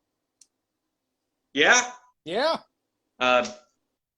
So we did talk about Night of Champions, which will be in Saudi Arabia, and this is where we will crown this new heavyweight champion. One interesting thing that was brought up this week, but like there was no clear answer for anything about this, but one Dax Harwood did talk about how I refuse to talk about what happened in Saudi Arabia for fear that I might end up dead in my own home. Is this him playing stuff up? Yes. Or, all right, so you're saying yes. Or do you believe it's true in that they were held hostage on the airport while Vince, Ric Flair, Hulk Hogan, and Brock Lesnar were safely on a private jet and not having the plane ride from hell or the hostage negotiation from hell? Oh no, both ends of this is I believe they all got held hostage because I still remember when Luke Harper was there and he took the picture outside and like, wow, it looks like we're stranded here in Saudi Arabia. Da, da, da, da. I don't think it's as bad as what Dax Harwood said it was. I think he's just trying to playing it up for just because it's Dax. But I do think that they were held hostage in Saudi Arabia. You can't tell me that. And that's probably going to be on season 6, 7, or 8 of Dark Side of the Ring. So I'm waiting for that. Because the best part about having Vince... I was going to say, I think we're going to get in season 5, Dark Side of the Ring, Vince's mustache, the desk.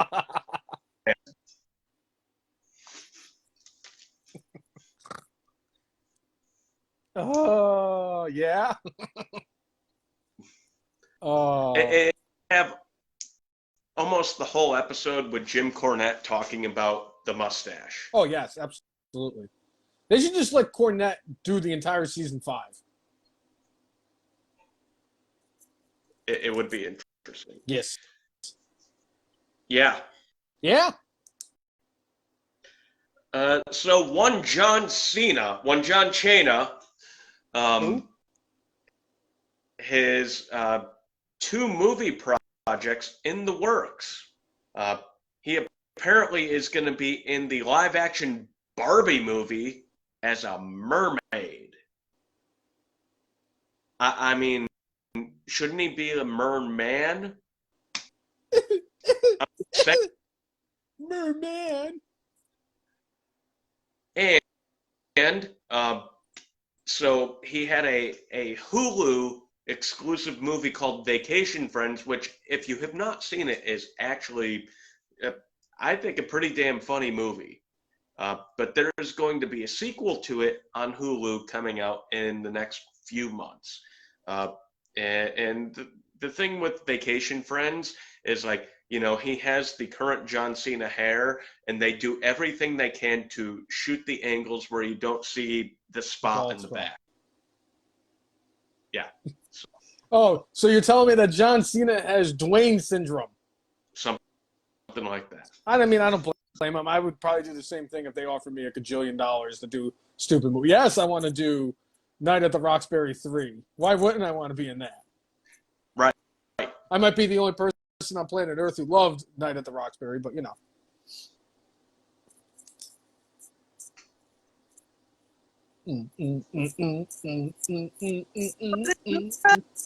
Baby, don't hurt me. I am having a great time. I owe you big time. I call this one the sprinkler. What was the part where they went, dude, dude, dude, dude? Who? No. You, me, you. Who? Me, him or her, him, her, him. That was when they were at the club and the chicks came up to him. Yeah. Yeah. It's such good shit.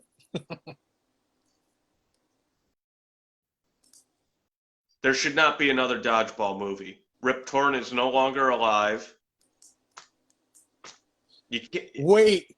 you could dodge a ball. Technically, they still could. Because they don't really need Rip Torn to play Patrick O'Houlihan's dead. That's right. That's true. That's true. But if they really wanted to bring him back, Hank Azaria played the younger version of Patrick O'Houlihan. So they could legitimately bring in him to play Patrick O'Houlihan now. I don't. I want to see. Come on. You're telling me you don't want to see Ben Stiller come back in his White Goodman? I fucking love that movie, by the way. Me bleed my own blood. Nobody does that.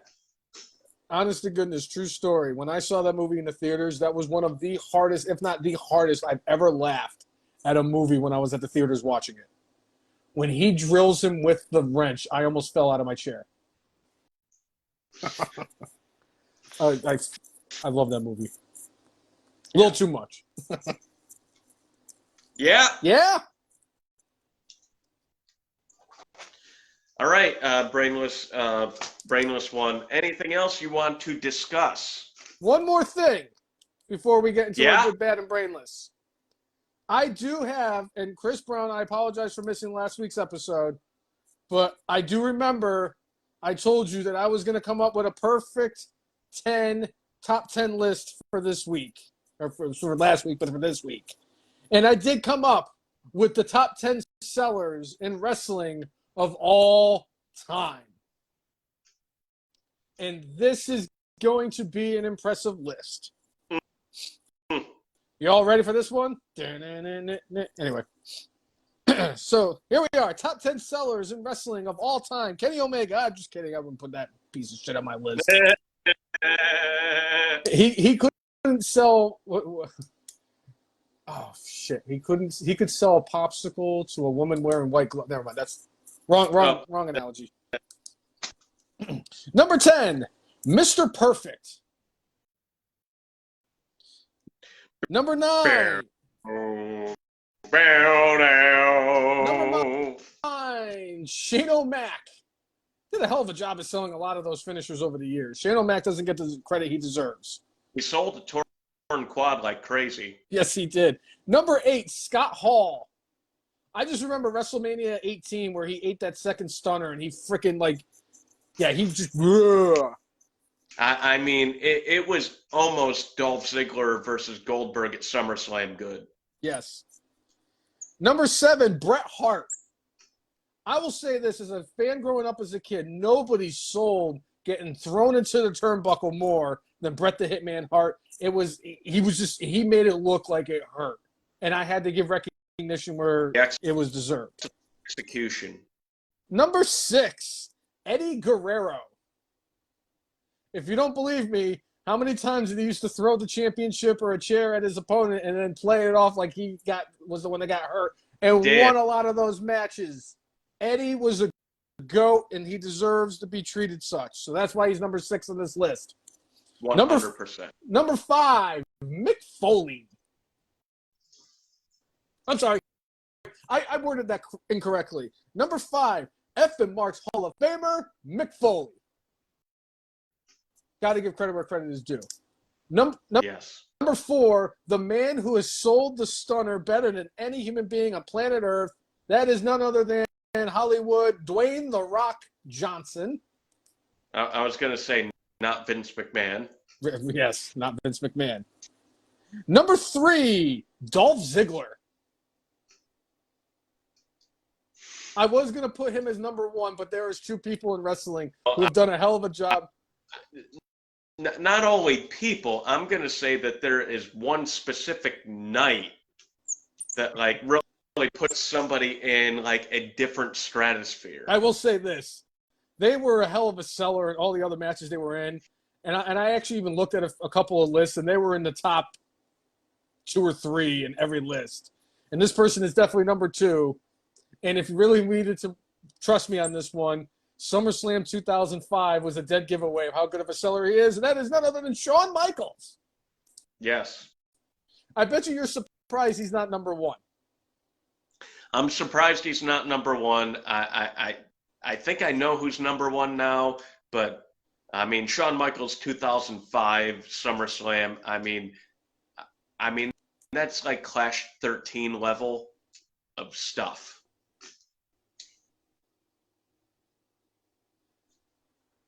Who do you think is number 1? I have to ask. I mean, I'm going to go with Ric Flair.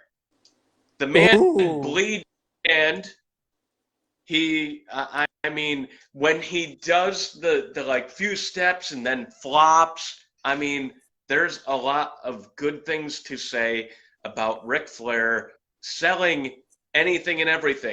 The fact that he had the long, flowing, bleach blonde hair, and whenever he would shake his head, like, it just, I mean, I don't have that same look or feel, because, like, when I shake my head and go like this, it doesn't look as good. And when he would do that, when he was, like, bleeding, 30 seconds into the match, I mean, there was nothing like it. So, I mean, that's why I thought you were going Ric Flair, but apparently I am wrong. Apparently you have somebody else who sells better than Ric Flair in 2005, Shawn Michaels. And that person is none other than Samoa Joe. Because nobody, as much as Shawn Michaels sold in 2005 at SummerSlam, nobody, and I mean nobody in the history of wrestling has sold better than when Samoa Joe is selling Samoans. 100%. 100%. And when he takes control of that whole area and says, nobody else could sell here. And didn't he take these from a girl and like throw them across the parking lot? I want to say she said something to him that pissed him off, and he threw the cookies at her across the parking lot. Samoans. Oh, that was one of my all-time favorite skits from the Edge and Christian show that totally reeked of awesomeness. I mean, quite honestly, there aren't many things to outrank that outside of like Tea Time with Santino. Like one thing I can think of off the top of my head where I'm like going, yeah, that's a little bit better than that. A little bit better than that. Chris Brown, I definitely want to hear your list. Absolutely. But I had to give love to Samoa Joe because, like I said, nobody could sell a Samoan cookie like Samoa Joe. By the way, this week at work, I did buy 3 boxes of Girl Scout cookies. I did not buy them from Samoa Joe. But after I bought said cookies, one of my coworkers, who is a professional wrestling fan that has not been super into it for a long time, I told her she is familiar with Samoa Joe. I said, look up Samoa Joe and Girl Scout cookies. You will not be disappointed. Oh, absolutely. Tim did have a good name to put on the seller list. Daniel Bryan. Bryan Danielson? Yeah. Oh, no, Daniel Bryanson. I screwed that up. On that list for what he did at WrestleMania against Sheamus. You notice I didn't put Hulk Hogan on that list, right? Well, after he took the finisher from his opponent. I mean, he did a better job at selling Foreman grills than he did at selling moves. All right, who's worse at selling a move? 2010 SummerSlam John Cena or Hulk Hogan most of the 80s? Kenny Omega. Okay, I take that. I don't understand why even CM Punk said that Kenny Omega couldn't manage. I think the reason he said he couldn't manage a target is because of the fact that he can't sell anything.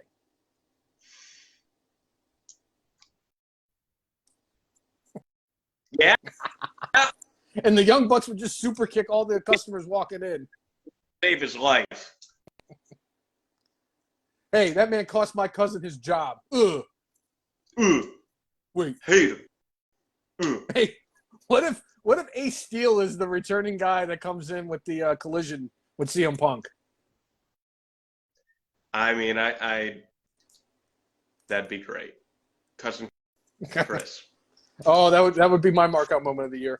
It's still up for grabs. I cannot believe we're in almost May, and the markout moment of the year is still. That's happened at this point that feels like everything is unattainable. We have seen the greatest thing we'll see all year. Oh, I've already got my match of the year, so. Yeah. Yeah. All right, I think it's time for the good, the bad, and the brainless, Cousin Jay. All right. Sounds good. What do you got for your good this week? I have to go with MJF.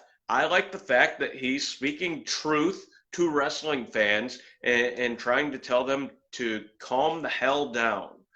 You know, like when I was younger, like, you know, seeing what like Jeff Hardy was going to do next was something that excited me.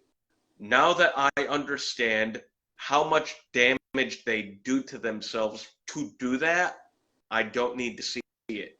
I don't want to see it. MJF speaking truth to that, that is my good this week. Okay.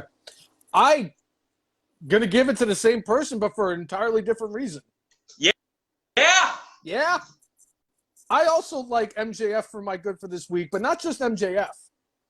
The whole thing with MJF and Sammy Guevara that they've been doing since they started doing this Pillars thing, the two of them last week, or this past Wednesday, was, oh my God, I died. It was fantastic. MJF is, I can't believe that he is not the draw that people, that he should be.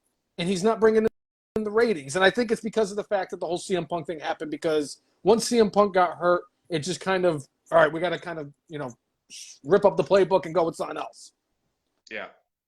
Tell me anybody who is more well-rounded as a total package wrestler than MJF right now in professional wrestling.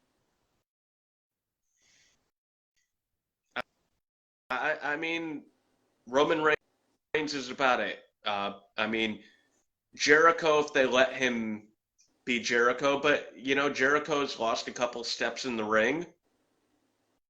MJF performs at a high level against, everybody. He could go on the stick. I mean, in baseball, we would call him a five-tool player. Yep. That's what MJF is. And he proved himself by having that Iron Man match against Danielson. Yep. And, hopefully he can bring people in enough with this Guevara storyline and make it a big deal for when they have Double or Nothing. I cannot wait, because they did the Pillars tournament they started last week, where they had Jungle Boy go up against Sammy Guevara, and the winner would get Darby Allin as a random bye. And then they had the match this week, and now there's a tag team match, and if the tag team that's fighting MJF's team wins, it becomes a 4 Pillars in a fatal 4-way match. So they would just do exactly what they did with the Intercontinental title, which I hope they don't do that, but it's it's Tony Khan and AEW, so I wouldn't put it past them.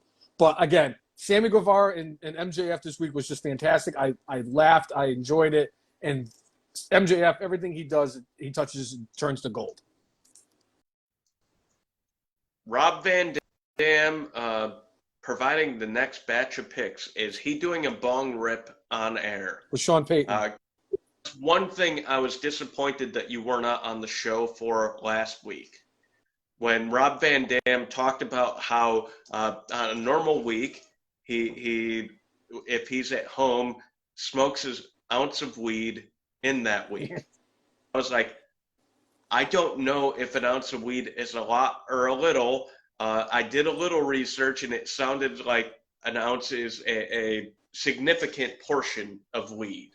When I was at my peak, Jay, when I was home in Connecticut, I used to go through 1/8 of an ounce in about 2 to 3, by myself, probably about 3 weeks to a month, depending on how I'd say at least 2 weeks, tops, to go through 1/8.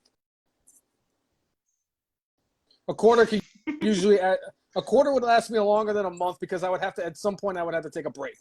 But at my peak, yes, 1/8 in 2 weeks. So an ounce in a day that's a lot of weed. That's an ounce in a week. That's an ounce in a week. That's still very impressive. That's a lot of weed, Jay. I love that man, RVD. I knew I should have smoked with him up in fucking Webster, Mass. Damn it! It's the second thing in professional wrestling that I regret after The Undertaker's debut at Survivor Series 90. What do you got for your bad? Yeah? What do you got for your bad? I have to go with the heavyweight title. Okay. Like, everything about it really feels like it's a bad idea. It's a cop-out. Instead of doing what you should have done booking-wise, like, I know that they say when they do house shows that if there is the big championship on the line, they sell more tickets. That's what this feels like. We don't have Roman for house shows. All right, we need to create a new championship.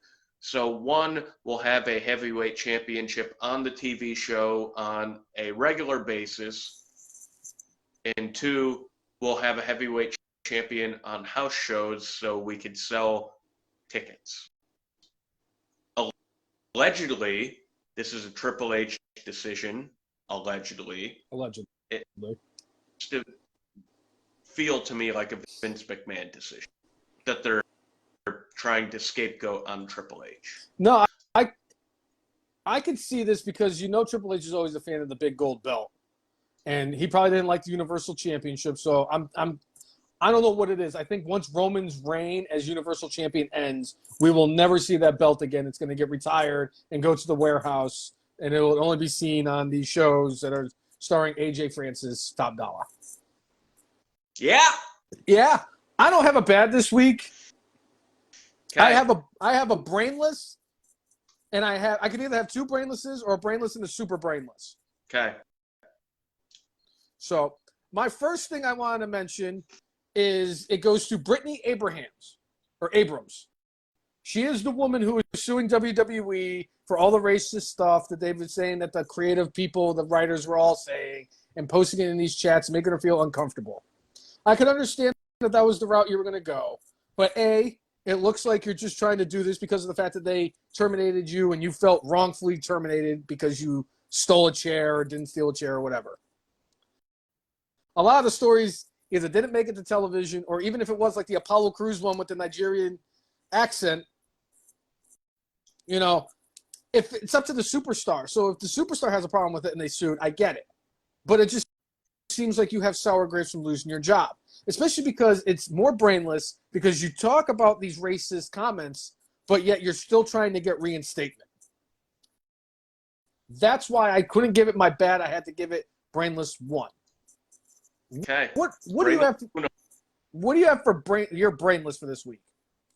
Raka Khan. Okay. frivolous lawsuits, and so what I'll say for Raka Khan specifically here is it feels like she has some mental health issues, and I hope if she does, that she gets the help she needs, because all these lawsuits feel like something from a crazy person. They feel unfounded and like just absolutely batshit bonkers. It's brainless, and like I said, if she is having mental health issues, I hope she gets the help she needs. I will pray for you, Raka Khan. Man, that is my brainless this week. I like it. It would have got my brainless. But oh, you didn't know? The Road Dogg is getting brainless. Hey. Road Dogg did an interview this week, and he said, and I quote, Omos is a better talent with more upside than the Big Show and Andre the Giant.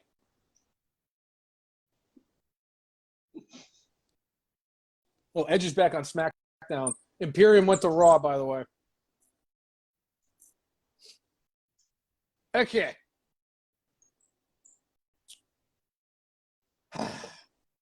I like Omos. I do. I like Omos. He has gotten a lot better in the ring, and I'm not embarrassed to watch Omos wrestle like I am when the Great Khali was wrestling, Giant El Gigante was wrestling. You know, Omos is not terrible in the ring. I'm not saying he's going to be a 5-star machine, but no, he's gotten a lot better. His match with Lesnar was better than Cena and Austin Theory at WrestleMania. I enjoyed it, and I thought Omos looked good. He looked good in his match against Braun Strowman and Jeddah. But come better on. Than an Omega match. Right. But Andre the Giant is the 8th wonder of the world. Andre the Giant in the 70s was doing stuff that people now would kill to do.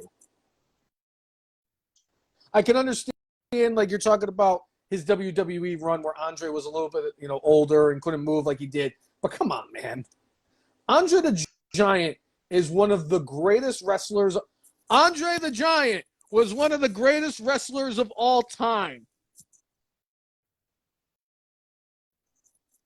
To say Omos is better and has more of an upside than Andre ever did is just an absolute travesty. So if you're talking in ring, I can see like where you could possibly make that case. Andre the Giant was one of 2 people that led to 93,000 people buying tickets to the Superdome, brother. I meant the Silver Dome, brother. That's why he needs to be in that Dark Side of the Ring episode. Yes. But like, I like WWE as a brand is so big that like they've sold, like they could sell out WrestleMania without naming a match. WrestleMania 3 needed Andre the Giant to sell out the Silverdome. They didn't sell out Reliance Stadium for Omos and Brock Lesnar. Or SoFi, whatever the hell it was. Yeah, but like, it'll be tough to do, an apples to apples comparison, but you're not going to tell me that Moss will be able to have that same impact, where it's like people wanted to see Andre versus Hulk Hogan because Andre had not been beaten in 15 years. Yep. Hulk Hogan was the champion who everybody's like on. He had beaten everybody, and they're like, I don't know if this is a challenge he could overcome. As Gorilla Monsoon said, as they stood toe-to-toe in the middle of that ring, as 93,173 people were losing their shit, the irresistible force in the immovable object. To this day, it's 30-plus years later, I still get chills whenever he says that every time I watch the Andre Hulk Hogan match. And honest to goodness, that is one match that I've seen probably more in the top 10 most seen matches of my life was Hogan and the Giant. WrestleMania 3 as a whole. Mm. And again, this is not a slight on Omos by any means. Because if Omos becomes world, I'll say this right now. You can quote me on this. If Omos becomes world heavyweight champion or WWE champion or whatever championship they're going to have, he holds it once, I'm going to be less upset about it than when the Great Khali held the title. I would actually be on board with Omos actually winning the title. And I'll tell 2 years ago, I'm not having this conversation. Hell, last year, I'm not having this conversation. I think it all comes down to, like, can he perhaps get to the level that Andre was in the ring? Maybe. No. But when you're talking legit draw where you're like going, are we going to sell tickets here? It's going to be next to impossible for anybody in this day and age to actually be able to claim that. Right. Andre and Hogan can claim that. Andre and Hogan, not only WrestleMania 3, Jay, but what was it, Saturday's main event or whatever it was? They did. It ended up being called the main event because it was on Friday. The main event. And 33 million people tuned in for that match, the most ever for a professional wrestling match on television. Will never, ever be duplicated again. No. Nope. And they were at WrestleMania 4, and then they also drew money at they had a steel cage match, I think it was in Toronto, after all of that, is like the blow off for everything. Yep. So and I think it was a stadium show. So yeah. There's that. And again, all of this, nothing against Omos. He has become a serviceable worker in the ring, and his teaming with MVP has been good. And we'll see where it takes you. But yeah, that's very, very brainless by one Road Dogg Jesse James. Update to a thing that we talked about. Strowman, who was concussed allegedly last week, is apparently well, at least well enough to perform, and to throw Ricochet to not Z-man him this week. Oh, so good for that. I hope they have not brought him Strowman back too early. So yeah. Yeah, that's interesting that he's back after a concussion. Maybe it wasn't as severe. Right. He got cleared, so that's all that matters. So. And anyway, if you like what you see, I dropped my pen. Yeah.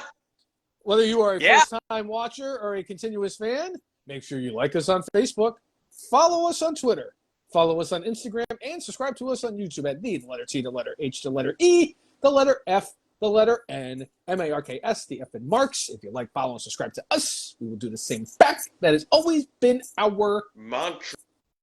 And make sure you set up notifications so that when we go live, you will be notified that we are live, so you can tune in and talk about our favorite sport that we all love to hate. And make sure you give us a subscribe on Spotify in case you have one of those weeks where you're not able to tune in and join us. You will be able to listen to the show while you're on the road. And I mean, we put the show up there on Spotify. We put it up there on YouTube, usually on Saturday. It may not go up on Saturday this week because I am very busy tomorrow. No, you're fine. It will end up on YouTube. It will end up on Spotify at some point in the next few days. But make sure you like, follow, and subscribe on all those things. Yeah? Yeah! Also, if you have any suggestions for the last final match that's better than the Gimmick Battle Royal from WrestleMania 17, please send those in. I already announced the matches. I will list off the 9 and put it up, or we can put a poll or whatever it is. We got to find it. Yeah! Yeah. And I think that's it. Yeah, that feels like it's about it. I think we hit everything we needed to talk about on the show. There's absolutely nothing that we've missed. Absolutely. Dun, dun, dun, dun, dun, dun, dun, dun, dun, dun, dun, dun, dun, dun, dun, dun, dun. Who's that? I don't know. One? I don't know about that, Cousin Jay. I feel like there's still one more thing that needs to be acknowledged on this podcast, other than the fact that Roman Reigns is a 7-time Marquee Award winner. Yeah? Really, Curtis Axel? There's something else that needs to be mentioned on the podcast? That is true. That's because you guys, today, April 28th of 2023, at an impressive 3,015 days, F and Mark's Hall of Famer, me, Curtis Axel, is still alive in the 2015 Royal Rumble. Shit. I think the biggest surprise is I haven't ripped this thing yet. I mean, that's a big surprise. Another big surprise is that Curtis Axel did like the tweet we sent out that we tagged him in. He did not Jerry the King Lawler us. He did not Big Show us. He did not Captain Cupcake us. Lawler didn't block us. Lawler blocked me. That's right. And my favorite part is I have my new account and he doesn't block me on there. It was the Big Show. It was Captain Cup. Oh, who the hell was the third person? It was 3 and 3. 3 follows, 3 blocks. But, you know. I was surprised that Neville, a.k.a. Pac, never blocked us. That's because he's got thicker skin than Kevin Owens.